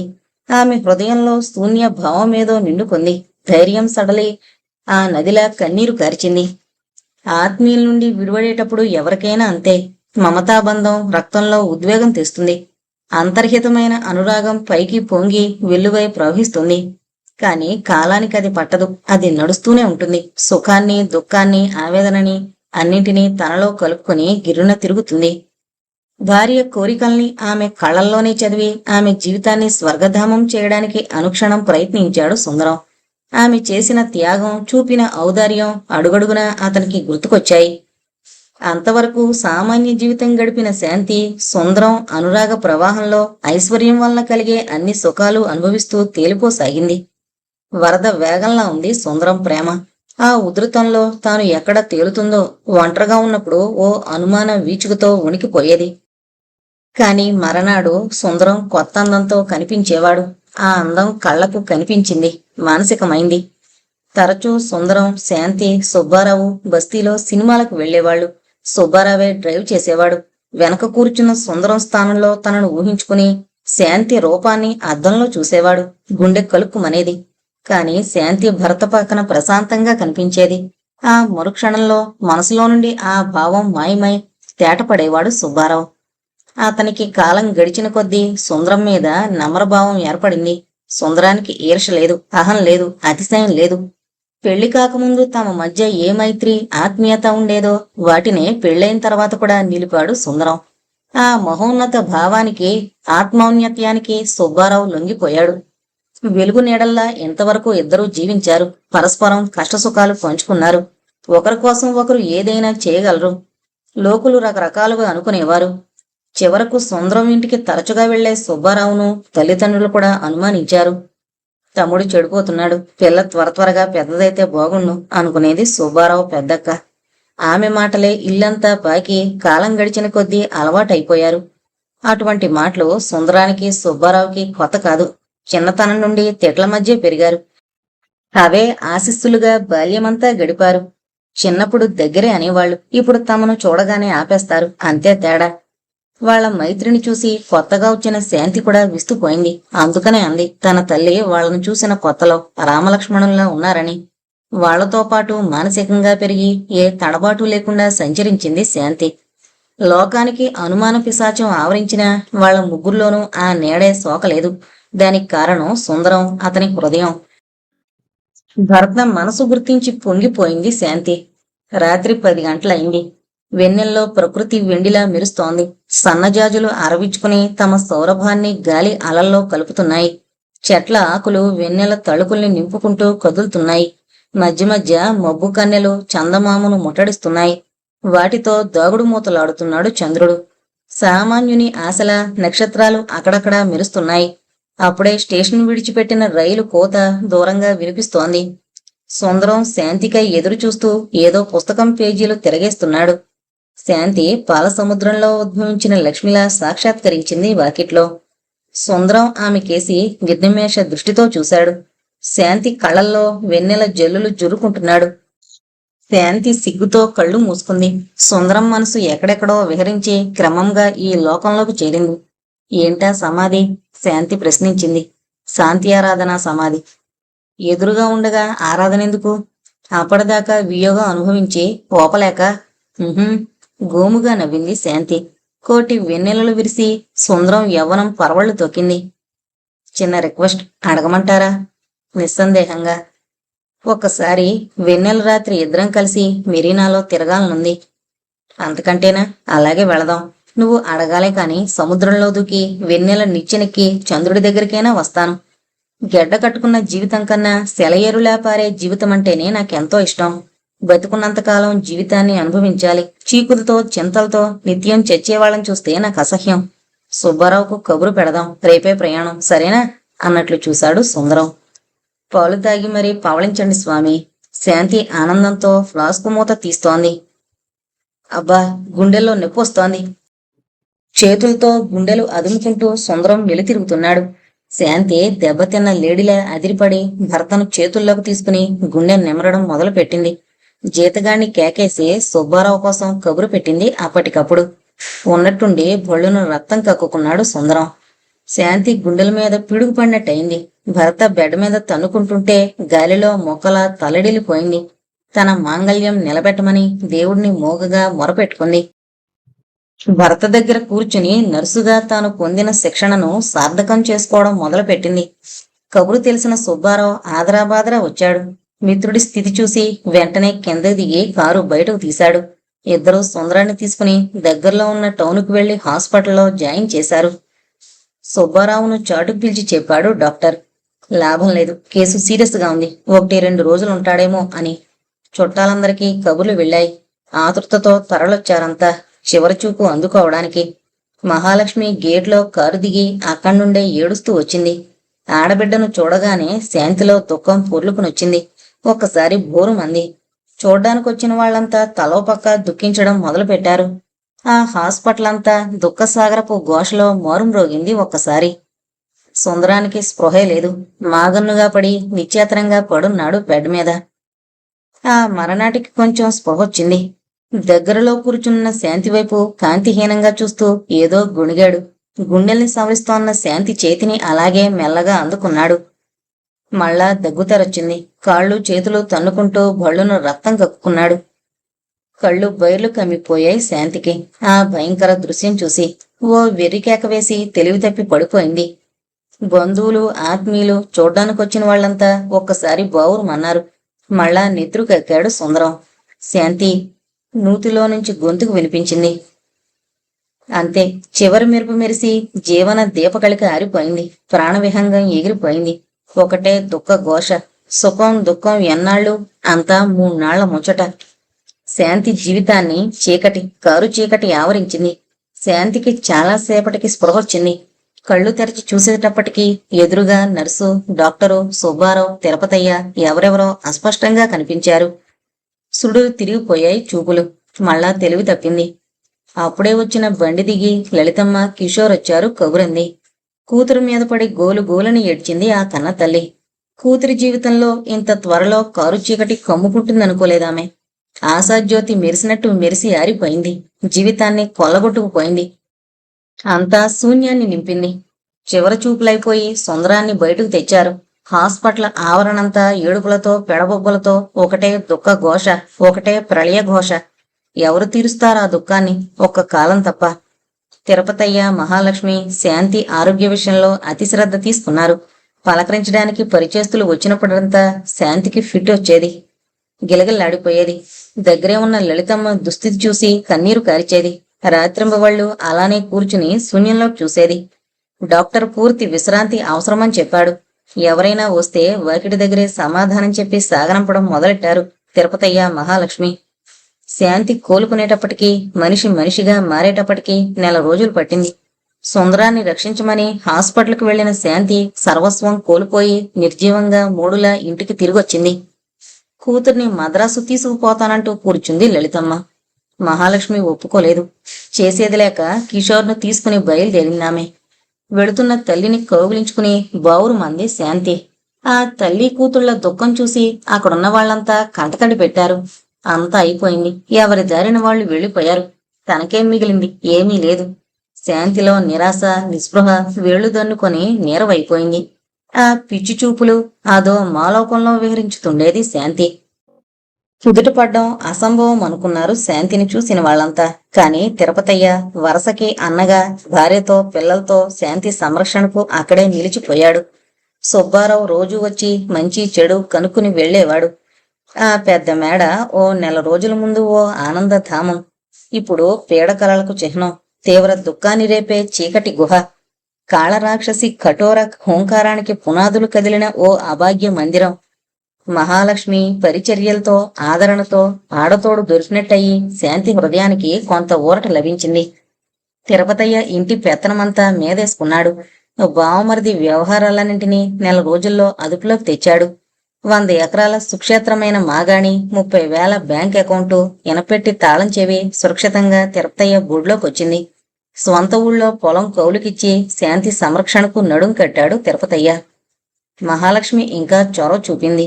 1000 కళ్లతో శాంతికి ఏది కావాలో, ఇష్టాయిష్టాలేమిటో కనిపెట్టి మరీ అమర్చుతుండేది. ఆ ఇంట్లో ఎక్కడేముందో ఇప్పుడు యజమానురాలైన శాంతి కంటే మహాలక్ష్మికే బాగా తెలుసు. శాంతి సర్వస్వము ఇప్పుడు ఉషొక్కటే. తెల్లవారి లేచింది మొదలు ఆ పాపతో ఆడుకోవడమే పని. వచ్చిరాని మాటలతో అత్త అత్త అని పిలుస్తుంటే ఎగరేసి ఎత్తుకుని గుండెలు కదుముకుని పార్వస్యంలో మునిగిపోయేది. పాపకు నీళ్లు పోయడం, తలదూవడం, పుత్తడి బొమ్మలా అలంకరించడం, ఆ పాల బుగ్గల్ని ముద్దుల్లో ముంచుతూ తాను ఓ పసిపాప అయిపోయేది శాంతి. ఉష తొడగని గౌన్ లేదు, పెట్టని నగలేదు. అత్త పక్కలోనే పడుకునేది, అత్త చాకలోనే ఇమిడిపోయేది. ఆ పాప ఉష శాంతి హృదయంలో ఉషోదయాన్ని కలిగించింది. కొత్త వెలుగుల్ని నింపి మ్రోడు జీవితానికి జీవం పోసింది. భుజం మీద నిద్రపోతోన్న ఉషనెత్తుకుని మేడ మీదకి పోయింది శాంతి. గదిలో పరుపు మీద పాపను పడుకోబెట్టి నిద్రలో నవ్వుతోన్న పాప బుగ్గని ఓ ముద్దు పెట్టుకుని ఏమీ తోచక రేడియో ట్యూన్ చేసింది. ఏదో యుగళ గీతం. యాస్ప్రో అడ్వర్టైజ్మెంట్తో పాట ప్రసారం అవుతోంది. తలనొప్పి కలిగిస్తూ దాన్ని పోగొట్టే ఉపాయం చెప్పడం ఆ స్టేషన్ అలవాటు. మళ్ళా పరిచితమైన పాట మల్లీశ్వరిలోంది ప్రసారమైంది. ఆ పాటంటే సుందరానికి ఎంతో ఇష్టం. అప్రయత్నంగా ఎదురుగా గోడ మీద చిరునవ్వు నవ్వుతోన్న సుందరం ఫోటో శాంతి కళ్ళల్లో కన్నీళ్లు నింపింది.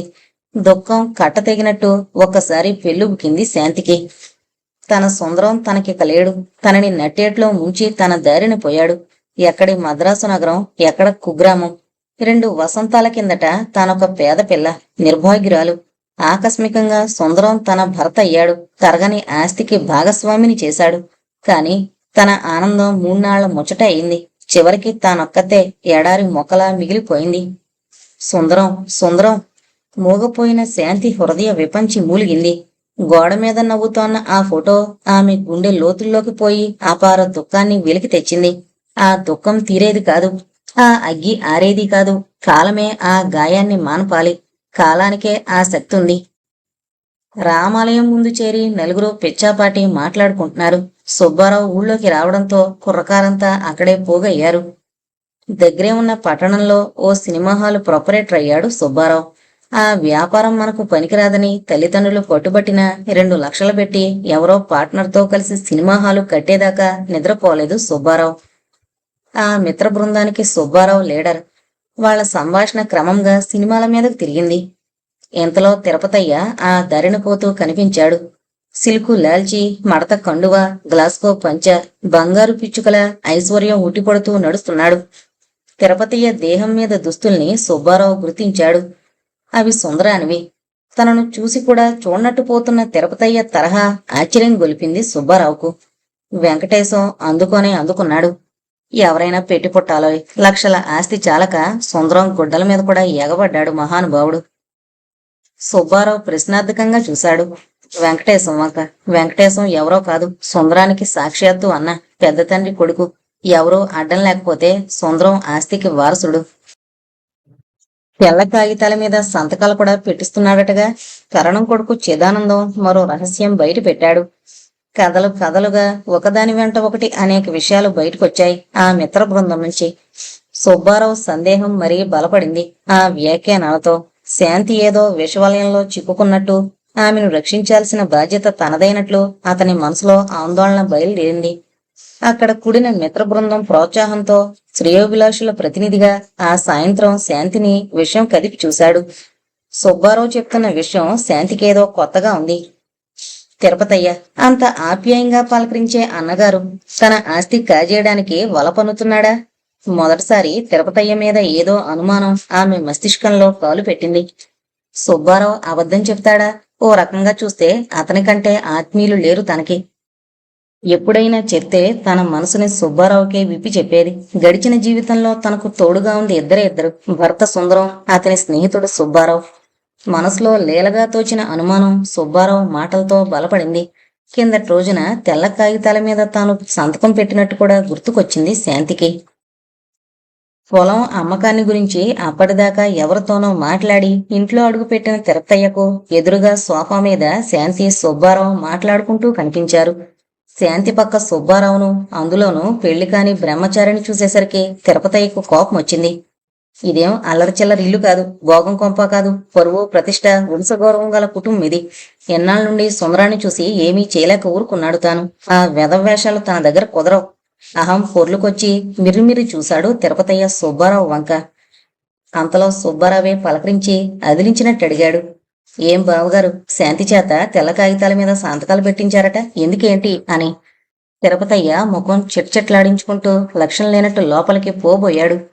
మిమ్మల్ని ఆ తెల్ల కాగితాలు ఏం చేశారు? 20,000 అప్పయిందన్నారట, బ్యాంకులో నిలవంతా ఏమైంది? మాట్లాడరేమండి? నిలదీశాడు సుబ్బారావు.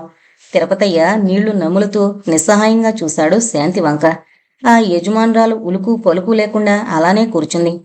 తిరుపతయ్యలో అసహనం మితిమీరింది. ఆ సంగతి అడగడానికి నువ్వెవడబోయ్? అనేక ఖర్చులుంటాయి, లావాదేవీలుంటాయి. శాంతికి తెలియకుండా నేనేం చేయలేదు.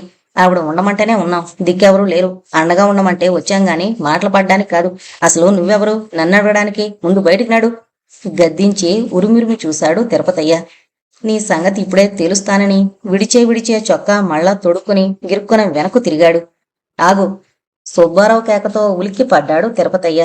ఆ కాగితాలు అక్కడ పెట్టి కదులు. ఎన్ని దొంగ పత్రాలు సృష్టించావో, ఎన్ని కుతంత్రాలు పన్నావో చెప్పి వెళ్ళు. అడ్డం నిల్చున్నాడు సుబ్బారావు తిరుపతయ్య దారికి. ఆ కేకలు విని మహాలక్ష్మమ్మ గబగబా వచ్చింది. అసలు విషయం ఆమెకి తెలీదు. డబ్బు విషయం వచ్చినప్పుడల్లా శాంతితో చెప్పందే ఏదీ చెయ్యొద్దని మొత్తుకుంటూనే ఉంది. తీరా భర్త ముద్దాయిలా నిలబడున్నాడు. ఏం చేస్తుంది పాపం? ఏంటిది శాంతి, ఈ గొడవేంటి? సంసారాన్ని రచ్చగీడ్చుకుంటారా ఎవరైనా? నీకు రావాల్సింది ఏమైనా ఉంటే నయా పైసలతో ఇచ్చుకుంటాం, మీరు ముందు లోపలికి రండి అని భర్త చెయ్యి పట్టుకుంది మహాలక్ష్మి. విదిలించి కొట్టాడు భార్యను తిరుపతయ్య. ఈ వెధవలందరికీ నీ మూలానే కాళ్ళొచ్చాయి. అడ్డమైన వాళ్ళందరినీ ఇంట్లోకి రాణిస్తే ఏమవుతుంది మరి? వద్దు ముర్రా అంటే విన్నావు. శాంతి శాంతి అంటూ కౌగులించుకున్నాం. ఇప్పుడేమో ఆవిడ చూడు, నంగనాచిలా ఎరగనట్టు కూర్చుని ఆ రౌడీని మన మీదకు తోలింది. ఇష్టం వచ్చినట్టు పిచ్చి కుక్క అరిచినట్టు అరవడం మొదలు పెట్టాడు తిరుపతయ్య. అన్నింటికంటే శాంతి సమక్షంలో తన తప్పు రుజువయ్యేసరికి గుక్క తిప్పుకోలేక కేకలు మొదలు పెట్టాడు ఆ పెద్ద మనిషి. ఆ కేకలకు చుట్టుపక్కల వాళ్లంతా పోగయ్యారు. సుబ్బారావు మిత్ర బృందం కాకితో కబురందినట్టు ఒకరి వెంట ఒకరు లోపలికొచ్చారు. సుందరానికి తనకు మాటలు లేకపోయినా వెంకటేశం కూడా వాకిడిదాకా వచ్చాడు. ఇంకేముంది, తిరుపతయ్య ఆ విమర్శల ధాటికి, ఆ వ్యాఖ్యానాల దుమారానికి ఉక్కిరిబిక్కిరయ్యాడు. ఉద్ధరించడానికి వచ్చాడయ్యా మహానుభావుడు. అదిగో ఆ తొడిగిన గుడ్డలే చెప్తున్నాయి అయ్యగారి సంగతి. అబ్బో, సుందరం ఉంగరం కూడా పెట్టాడే వేలికి. అది మామూలు హస్తం కాదు నాయనా, భస్మాసుర హస్తం. స్వామి, చేసిన దుర్మార్గం చాలుగాని ఇక ఆవిడ్ని ముంచడం మాని అవతారాన్ని చాలించు. తలా ఒక మాట అనేసరికి తిరుపతయ్య దారి తెన్నో కానక జామైపోయాడు. మహాలక్ష్మి భర్త ఇరకాటం అర్థం చేసుకుని, ఇదిగో శాంతి, ఏదో బాధలో ఉన్నామని పుట్టిల్లని ఇన్ని రోజులు తోడుగా ఉన్నాం. ఇలా కొంప గుట్టు రట్టవడం నాకు ఇష్టం లేదు. ఇక మా పని అయిపోయింది. వ్యవహారాలన్నీ ఈ రోజే పరిష్కరించుకుని మా దారిని మేం వెళతాం. నాకు ఈ రవసంతా ఏం బాగాలేదు. ఇక ఈ కొంప నట్టేట్లో మునిగినా సరే మాకేం సంబంధం లేదు. తమ కుటుంబ గౌరవం మాసిపోయి నలుగురి నోళ్లలో నాడడం ఇష్టం లేక పరిష్కారం మార్గం చెప్పింది. అనాథను చేసి నిస్సహాయను చేసి తాను ఆడిన నాటకాలన్నీ ఒక్కొక్కటే బయటికి రావడంతో తిరుపతయ్యకి గతి లేకపోయింది. తాను సృష్టించిన దొంగ పత్రాలను, సంతకాలు పెట్టిన మిగిలిన తెల్ల కాగితాల్ని అక్కడే అందరి ముందు శాంతిపైకి విసిరేసి అప్పటికప్పుడే ప్రయాణమయ్యాడు తమ ఊరికి. వెళుతూ వెళుతూ తాగినవాడిలా తిట్టగలిగిన తిట్లన్నీ తిట్టేశాడు. శాపనార్థాలు పెట్టేశాడు. నేను చూస్తాను మీ అంతు అని బెదిరించిపోయాడు. మహాలక్ష్మికి కూడా అంత అవమానం జరిగిన ఆ ఇంట్లో ఒక్క నిమిషం ఉండబుద్ధి కాలేదు. ఉషను తీసుకుని ఆ సాయంకాలమే తాను ప్రయాణానికి సిద్ధమైంది. వెళ్లబోయే ముందు రమ్మనమని మేడపైకి తీసుకుపోయింది శాంతి ఆడబిడ్డను. బీరువా తీసి అందులో ఉన్న అత్తగారి నగలన్నీ ఒక్కొక్కటే తీసి మహాలక్ష్మికి అలంకరించడం మొదలు పెట్టింది. నాకెందుకమ్మా ఇవి అంది విస్తుపోయిన మహాలక్ష్మి. ఇవన్నీ నీవే, మీ తల్లివేగా. తల్లాస్తి కూతురు దగ్గరే ఉండాలి. ఈ ఒక్క కోరిక తీర్చుకొని కన్నీరు బలవంతంగా ఆపుకుంటూ అంది శాంతి. అత్తా అత్తా అంటూ ఉష శాంతి మీదకు దూకింది. పాపను ఉంచుకోకూడదు ప్రార్థించినట్టు దీనంగా అడిగింది శాంతి. అది లేకపోతే నాకసలు తోచదు. మాకు మాత్రం ఎవరున్నారు, అదొక్కతేగా అంది మహాలక్ష్మి. తనకెంతో ప్రేమగా సుందరమిచ్చిన రవ్వల నెక్లెస్ ను ఉష మెళ్ళో వేసి ముద్దులు కురిపించి చేతిలోని పాపను మహాలక్ష్మికి ఇవ్వలేకిచ్చింది శాంతి. వాళ్లు గేటు దాటి వెళ్లిపోతుంటే ఆ శూన్య మందిరంలో కుళ్ళి ఏడ్చింది. గదిలోకి పోయి తలగడ తడిసేటట్టు కన్నీరు కార్చింది. తాను పరిస్థితులకు బానిస, ఏం చేయగలదు, ఎవరినేమి అనగలదు. నిజం ఎంత నిష్ఠూరం, డబ్బెంత పాపిష్టిది. ఇది ఆమె హృదయంలో పూర్వాపరాలు ఆలోచించుకున్న తర్వాత తేలిన సారాంశం. ఉన్నట్టుండి ఊరంతా ఉలిక్కి పడింది. తిరుపతయ్య కబుర్లు చెప్పుకుని కొత్త కట్టుకథల కోసం ఎదురు చూసే లోకానికి అదో వింత విషయం అయిపోయింది. శాంతికి సుబ్బారావుకు సంబంధం ఉందట. రాత్రుళ్ళు అక్కడే మకామట. రకరకాల కథలన్నీ ప్రచారంలోకొచ్చాయి. అమలకలందరికీ, ఆఖరికి సుబ్బారావు స్నేహితులు కూడా శాంతంటే అదో చులకనైంది. తమకు అందకుండా ఎవరో తన్నుకుపోయారనే ఈర్ష వాళ్లలో ఎక్కువైంది. లేకపోతే ఏంటా మిడిసిపాటు? ఖాళీగా ఉన్నదని చావిట్లో చీట్లపేక ఆడుకుంటుంటే ఇది క్లబ్బు కాదు, మరో చోటు చూసుకోండని జీతగాడితో లేవగొట్టిస్తుందా? చిదానందం మండిపడ్డాడు. సుందరం ఉండగా ఈ ఇల్లంతా మంది కాదు, ఈ సుబ్బుగాడొకడైనా ఆత్మీయుడు? సూర్యం గుణిశాడు. బజారదాన్ని తీసుకొచ్చి అందలమెక్కిస్తే ఏమవుతుంది మరి? వెంకటేశం ఇకిలిస్తూ తాళం వేశాడు. ఓ ఇరుగు లేదు, పొరుగు లేదు. ఇంటికెళ్ళినా పలకదు. ఆ కులుకులేమో, ఆ వెడుకులేమో ఉత్త రంగేలేది. తలచెడిన ఓ ప్రౌఢ ఇంటింటికి తిరిగి బాకా ఊదింది. ప్రతిరోజు సాయంకాలం సుబ్బారావుతో కలిసి కారులో షికారుకు పోతున్న శాంతి మీదే ఉండేవి ఊరందరి కళ్ళు. వలలో పడింది పెట్ట పాపం. ఆ తిరుపతేను వెళ్ళగొడి తిరిగి ఆస్తి కాజేస్తున్నాడని. మీరు చేసిన నిర్వాకం మాత్రం ఏంటి? సుబ్బారావు మాజీ మిత్రుల్ని ఎత్తి పొడిచాడు. ఓ ముండల ముఠాకోరు. క్రమంగా అందరి కక్ష ఈర్ష సుబ్బారావు మీదకు తిరిగింది.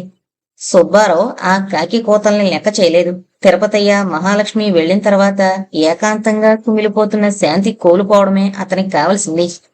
ఏదో ఆవేశభావం పరవళ్లు తొక్కి శాంతి సంరక్షణే పరమ ధ్యేయంగా పెట్టుకున్నాడతడు. ఓ రోజు ఆకాశం ఉరుములతో పిడుగులతో యుద్ధరంగంలా తయారైంది. వర్షం కొండపోతగా కురుస్తోంది. దగ్గర ఓ పిడుగు పడింది గుండెలదిరే చప్పుడుతో. సోఫాలో కూర్చుని సుబ్బారావుతో పిచ్చాపాటి మాట్లాడుతున్న శాంతి ఆ పిడుగుపాటుకు దడదళ్లాడింది. దగ్గరే ఉన్న సుబ్బారావును కౌగిలించుకుని గాలిలో మొక్కలా వణికిపోయింది. ఆగిపోయిన ఫిట్ మళ్ళా వచ్చింది. చేతుల్లో పొదివి పట్టుకుని ఆ దురదృష్టవంతురాల్ని అలానే చూస్తూ కూర్చున్నాడు సుబ్బారావు. ఫిట్టు తెలిసేటప్పటికీ తాను సుబ్బారావు చేతుల్లో ఉన్నట్టు గ్రహించింది శాంతి.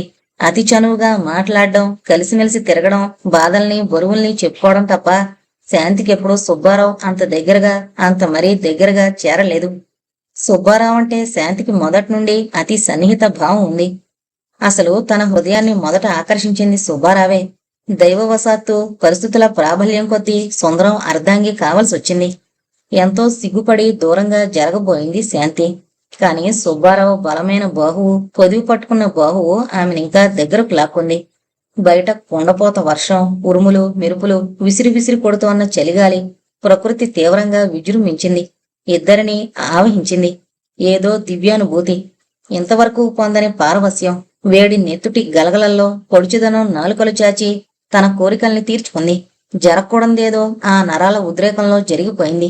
చిచ్చి, తర్వాత అనుకుంది శాంతి. గబాలన లేచి లోపలికి వెళ్లి దడాలన తలుపు వేసుకుంది అర్ధనగ్నాకారంలో. తాను ఎంత పొసువైపోయాడు. తనకేదో దెయ్యం పట్టింది. లేకపోతే ఎప్పుడూ లేంది ఈ మృగవాంచేంటి? పశ్చాత్తాపంతో కుమిలిపోయాడు సుబ్బారావు. అప్పటిదాకా అపరిమితమైన నైతిక బలంతో లోకాన్ని ఎదిరించిన ఆ యువ హృదయాలు ఏదో జంకు ఆవరించుకుపోవడం ప్రారంభించాయి. ఏదో ముభావం ఇద్దర్నీ ముసిరి ఎక్కడే చప్పుడైనా ఎవరే మాటన్నా ఉలిక్కిపడ్డం మొదలుపెట్టారు. శాంతిని పెళ్లాడితే ఏకాంతంగా ఎంతో మదన పడుతున్న సుబ్బారావులో ఓ భావం తళుక్కుమంది. శాంతి సుబ్బారావు ఎదురుపడుతూనే ఉన్నారు. పలకరించుకోవడానికి సిగ్గుపడుతూనే ఉన్నారు. ఇద్దరి మధ్య ఓ అగాధం మాత్రం అలానే నిలిచిపోయింది. వెంకటేశం తిరుపతయ్యకు ఉత్తరం రాశాడు. సుబ్బారావు శాంతి ప్రవర్తన గురించి, ఊరంతా కూడే కూస్తున్న సంగతి. తన కక్ష తీర్చుకోవడానికి అవకాశం దొరికినట్టయి ఆగ మేఘాల్లో దిగాడు తిరుపతయ్య. ఆ మరనాటికి తాగాదాలన్నీ మరిచిపోయి బంధుత్వాన్ని పురస్కరించుకుని వెంకటేశం ఇంట్లో మకాం పెట్టాడు. రంగం వెంకటేశం ఇంటికి మారింది.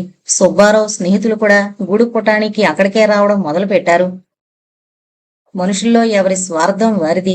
ఎదుటివాడు సుఖం పొందుతుంటే వాళ్ళు ఓర్చుకోలేరు. తమకు అందంది వాడికి ఎందుకు అందాలని వాళ్ళ అసూయ, ద్వేషం, కక్ష.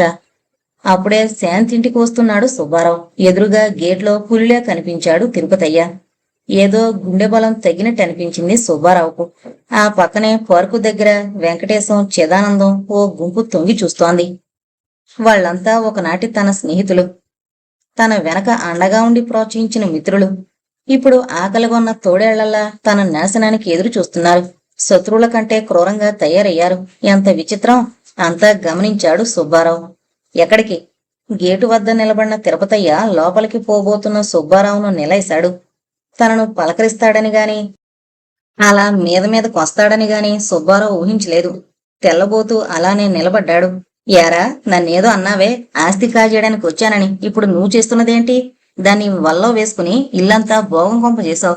నేను మొదటి నుండి చూస్తూనే ఉన్నాను నీ నాటకం. మా సుందరాన్ని అడ్డం పెట్టుకుని నువ్వు వాడిన నాటకం నాకు మొదటి నుంచి తెలుసు.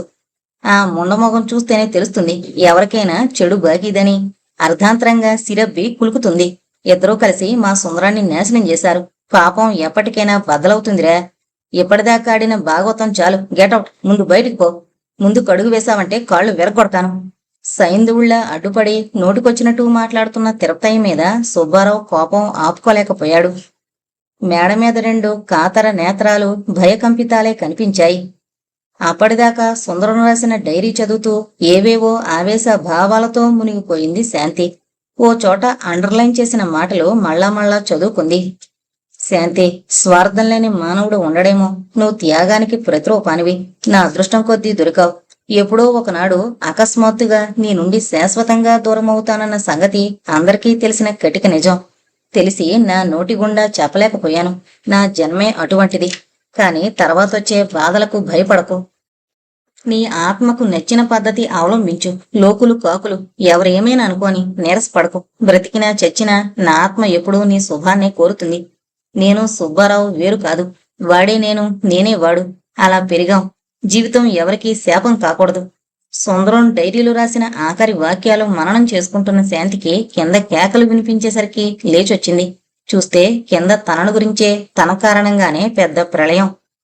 మేడపైన శాంతి కనిపించగానే ఎక్కడలేని ఆవేశం వచ్చి తిరుపతయ్యను పక్కనున్న సైడు కాలంలోకి నెట్టి తోసుకుపోయాడు సుబ్బారావు. ఆ కేకలకు బజారంతా పోగైంది. వింత చూడ్డానికి జనం గుంపులు గుంపులుగా చేరారు. అంతా చూస్తున్న శాంతి దడదళ్లాడుతూ గబగబా కిందకి దిగొచ్చింది. సుబ్బారావు ఆవేశంతో ఉణికిపోతూ సరాసరొచ్చి అంతమందిలో తన చేయి పట్టుకుని, ఎవరోయ్ అడ్డం వచ్చేవాళ్ళు రండి, ఈమె నేను పెళ్లి చేసుకోబోతున్నాం అనేసరికి నివ్వెరపోయింది శాంతి. ఆ ఆకస్మిక ఆఘాతానికి మళ్ళా ఫిట్ వచ్చింది. కింద పడబోతున్న శాంతిని అలానే ఎత్తుకుని కారులో పడుకోబెట్టి అందరూ చూస్తూ ఉండగానే గేటుగుండా దూసుకుపోయాడు సుబ్బారావు. గుంపంతా నోళ్లు తెరిచి అద్భుతాన్ని చూస్తూ నిలబడింది. బురద మరకలతో తిరుపతయ్య వెళ్లిపోతున్న కారు వైపు కక్ష కొద్దీ రాయి విసిరాడు. అది గురితప్పి గోడకు వెళ్లి తగిలింది. టాక్సీ వెనక రేగిన దుమ్ములో ఊరంతా వెనకబడిపోయింది. ఎక్కడికి పోతావు? ఈ ఆస్తిలో ఒక్క చిల్లిగవ్వ దక్కనేను. రేపు కోర్టులో తేలుతుంది నీ పాతివ్రత్యం సంగతి.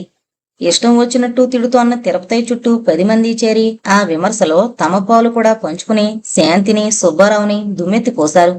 వెంకటేశం కూడా శాంతి ఇంట్లోకి పోతున్న తిరుపతయ్యను అనుసరిస్తూ ఆ గొంతులో గొంతు కలిపాడు. సినిమాలు చూసి చెడిపోతున్నారంటే చెడిపోరు మరి. ఆ హాలు కట్టించేటప్పుడే అనుకున్నాను ఈ సుబ్బిగాడు అటువంటి అఘాయిత్యానికి ఎప్పుడో పాల్పడతాడని. నీతి జాతి లేని వాళ్ళని ఇంట్లో చేరిస్తే ఇంతే అవుతుంది. పట్టపగలు కలవారింట్లో ఎంతమంది మర్యాదస్తుల ముందు ఎంత ఘోరం, ఎంత ఘోరం. సుందరం, జ్ఞాతి వెంకటేశం తిరుపతయ్యను సపోర్టు చేస్తూ మెల్లగా ఇంట్లో ప్రవేశించబోయాడు. తిరుపతయ్య గబగబా వెళ్లి తలుపులు మూసి గడియ వేసి అడ్డం నిల్చున్నాడు. కసిగా చూశాడు తిరుపతయ్య వైపు వెంకటేశం. రేపెక్కడ అడ్డం వస్తానోనని. ఆ పోదు అన్నట్టు చూశాడు. ఆ ఘటన సమర్థుడి ఫోజు పెట్టి తిరుపతయ్య. మళ్ళా జనమంతా తిరుపతయ్య వెంకటేశాల చుట్టూ చేరారు వాళ్ళ తగాదా చూద్దామని. సుందరం ఆస్తి సంగతి అది ఎవరికి చెందాల్సింది చెట్టు కింద ప్లేడర్లు తలో అభిప్రాయం వెళ్లబుచ్చారు. తిరుపతయ్య వీరాది వీరుళ్లా ఓ కాగితం బయటకు తీసి, ఈ ఆస్తంతా ఎప్పుడో మా అమ్మాయి ఉషపేర దాఖలైంది. నేనే దీన్ని రక్షకుణ్ణి, కావాలంటే చూడండి అనన్నాడు జనం వైపు చూస్తూ. కళ్ల ముందు కనిపిస్తోన్న ఆ నిదర్శనానికి ఎవ్వళ్ళు కాదనలేకపోయారు. అది దొంగ కాగితమని, శాంతి చేత సంతకం పెట్టించుకున్న కల్పిత పత్రమని బుకాయించడానికి దానిని బయటకు తీశాడని వ్యాఖ్యానించిన వాళ్లు కూడా అందులో లేకపోలేదు. అందులో ముఖ్యుడు సుందరం, జ్ఞాతి వెంకటేశం. చిరునవ్వు నవ్వుకున్నాడు తనలో తానే తిరుపతయ్య జనం అమాయకతకు. నీ మోసం సంగతి ఎవరికి తెలీదు. అమాయకురాలి కళ్ళు గప్పి మోసం చేసావు. అది దొంగ కాగితం. అది ఎంతవరకు చెల్లుతుందో రేపు కోర్టులో తేలుతుంది. వెంకటేశం గొణుక్కుంటూ తిరుపతయ్య వైపు కొరకరా చూస్తూ గేటు దాటి బజార్లోకి పోయాడు. ఇసుక తక్కెడా, పేడ తక్కెడా అన్నాడు ఆ తగాదా చూస్తున్న ఓ పెద్ద మనిషి. మళ్ళా జనం కొంతమంది అటు, కొంతమంది ఇటు. వాళ్ళకి కావలసింది వేడుక. ఎవరిది న్యాయమైతేనే. తిరుపతయ్య ఆనందానికి అంతులేదు. గడియ తీసి విజయ గర్వంతో లోన అడుగు పెట్టాడు. ఇప్పుడు ఆ మేడకు తాను సర్వాధికారి. అక్కడున్న సోఫాలు, బీరువాలు, ఇనపెట్టే అన్నీ తనవే. బురద మరకల చొక్కా విడిచి మూలకు విసిరేసి గొడ్డలు మార్చుకుని ఫ్యాను వేసుకుని సోఫాలో చెతికిల పడేదాకా అతనికి సంతృప్తి కలగలేదు. ఆ మరనాడే దావా పడేశాడు వెంకటేశం. ఆ ఆస్తికి వారసుండి నేనే అని. ఆ రోజే విడుదలైంది బాటసారి ఆనందమహల్లో. సుబ్బారావు, శాంతి ఇద్దరూ వెళ్లారు కారులో బాబునెత్తుకుని. శాంతి ఇప్పుడు సుబ్బారావు ఇల్లాలు. వాళ్ల వలపు పంటగా చేతుల్లో పనసపండు లాంటి బాబు. హాలంతా అలంకరించారు. రంగు కాగితాల తోరణాలు కట్టారు. గేట్లో అటు ఇటు అరటి స్తంభాలు నిలబెట్టారు. ఆ హాలు ప్రారంభోత్సవానికి పట్టణంలోని ప్రముఖులంతా ఆహ్వానించబడ్డారు. వాళ్ళందర్నీ సుబ్బారావు దంపతులు రిసీవ్ చేసుకోవడం మొదలు పెట్టారు. మీ బాబేనా? పేరేంటి? శాంతి చేతుల్లోంచి అందుకుంటూ అడిగింది ఓ క్లబ్ సెక్రటరీ. సుందరం జవాబిచ్చింది శాంతి. పేరుకు తగినట్లు ఎంత అందంగా ఉన్నాడు అనుకున్నారు అక్కడ వాళ్ళంతా. సుబ్బారావు పనిలో పనిగా అందరినీ హెచ్చరించాడు. సుందరం మెమోరియల్ హాస్పిటల్ ప్రారంభోత్సవానికి రేపు మా ఊరు అందరూ తప్పక రావాలని. సుందరం ఆస్తి తనదంటే తనదని తిరుపతయ్య, వెంకటేశం కోర్టుకెక్కి ఆ రోజే తీర్పైతే పట్టణానికి వచ్చారు. వాళ్ల చెవిని పడింది ఆ వార్త. ఆ ఆస్తంతా సుబ్బారావుతో రిజిస్టర్ మ్యారేజ్ చేసుకోకముందే సుందరం పేర హాస్పిటల్ కట్టడానికి శాంతి ఏర్పాట్లు చేసిందని, దానికి గవర్నమెంట్ గ్రాంట్ కూడా వస్తుందని ఊళ్ళో పెద్దలందరికీ తెలిసింది. సుబ్బారావే ఓ రోజు ఊళ్ళోకొచ్చి పెద్దల్ని ఓ కమిటీగా ఏర్పరిచి ఆ విషయం ప్రకటించాడు. ఆ సంఘటనతో శాంతి సుబ్బారావుల మీద రేగిన దుమారం అణిగి గొప్పగా చెప్పుకోవడం మొదలుపెట్టారంతా. తెగిడిన నోళ్లే మళ్ళా పొగడ్డం మొదలుపెట్టాయి. హాస్పిటల్ ప్రారంభోత్సవంలో శాంతి సుబ్బారావుల ఆదర్శ దాంపత్యాన్ని కొనియాడుతూ కలెక్టర్ ఆ సత్కార్యానికి తాన అభినందనలు చెప్తుంటే కరతాళ ధ్వనులు మిన్నుముట్టాయి. ఎదురుగా స్టేజి మీద సుబ్బారావు, పక్కనే శాంతి. హాస్పిటల్ స్థాపనలో సుందరం పేరు శాశ్వతమవుతోంది. సుబ్బారావు ప్రతిబింబంగా శాంతి ఒళ్ళో జనం వైపు చూస్తున్న ఆ పసివాడి పేరు సుందరం అని తెలిసి జనం కృతజ్ఞతకు అంతే లేదు. అల్లుణ్ణి కూతుర్ని చూసి మురిసిపోయింది ఆ ఉత్సవానికొచ్చిన లలితమ్మ. ఆనంద బాష్పాలతో ఆ కన్నతల్లి నెత్తిమీద బరువు దిగిపోయినట్టయి వాళ్లను భగవంతుడు కాపాడాలని లోలోన ఆశీర్వదించింది. కిషోర్ వచ్చిన దగ్గర నుండి బాబును విడిచిపెట్టలేదు. బాబే వాడి సర్వస్వం. ఆ సభకు ఇద్దరు మాత్రమే రాలేదు. ఒకరు సుందరం బావ తిరుపతయ్య, వేరొకరు జ్ఞాతి వెంకటేశం. తిరిగి పట్టణం పోతున్న శాంతికి హాస్పిటల్గా మారిన సుందరం ఇంటి గోడ మీద బాటసారి సినిమా పోస్టర్ కనిపించింది. ఎంత బాగా సృష్టించాడు శరత్ బడదీదిని. కాని ఆ మాధవి కంటే తాను ఎంతో నయం. జీవితాంతం అలా దుఃఖంతో కుంగి కృషించే కంటే, పీడకలలతో నలిగి నశించే కంటే తాను తొక్కిన మార్గమే ఉత్తమమైనది. అందులో పాత్రలన్నీ జీవితంతో పోరాడలేక, సమస్యల్ని పరిష్కరించుకోలేక సంఘర్షణలో పడి ఉక్కిరిబిక్కిరై జీవోత్సవాలయ్యాయి. తాను వాస్తవాన్ని సాధించింది, మానవతను నిలుపుకుంది, జీవితాన్ని వరంగా భావించింది, శాపంగా మార్చుకుని అడుగడుగునా చచ్చిపోలేదు. ఏదో గర్వం, తృప్తి శాంతి గుండెల్లో మిగిలింది. గతంలోని విచార భావాలన్నీ నిట్టూర్పు రూపంలో బయటకొచ్చి గాల్లో కలిసిపోయాయి. ఇంతటితో జీవితం శాపమా అనే నవల కంప్లీట్ అయిందండి. దయచేసి మన ఛానల్ను సబ్స్క్రైబ్ చేసుకోగలరు. Thank you.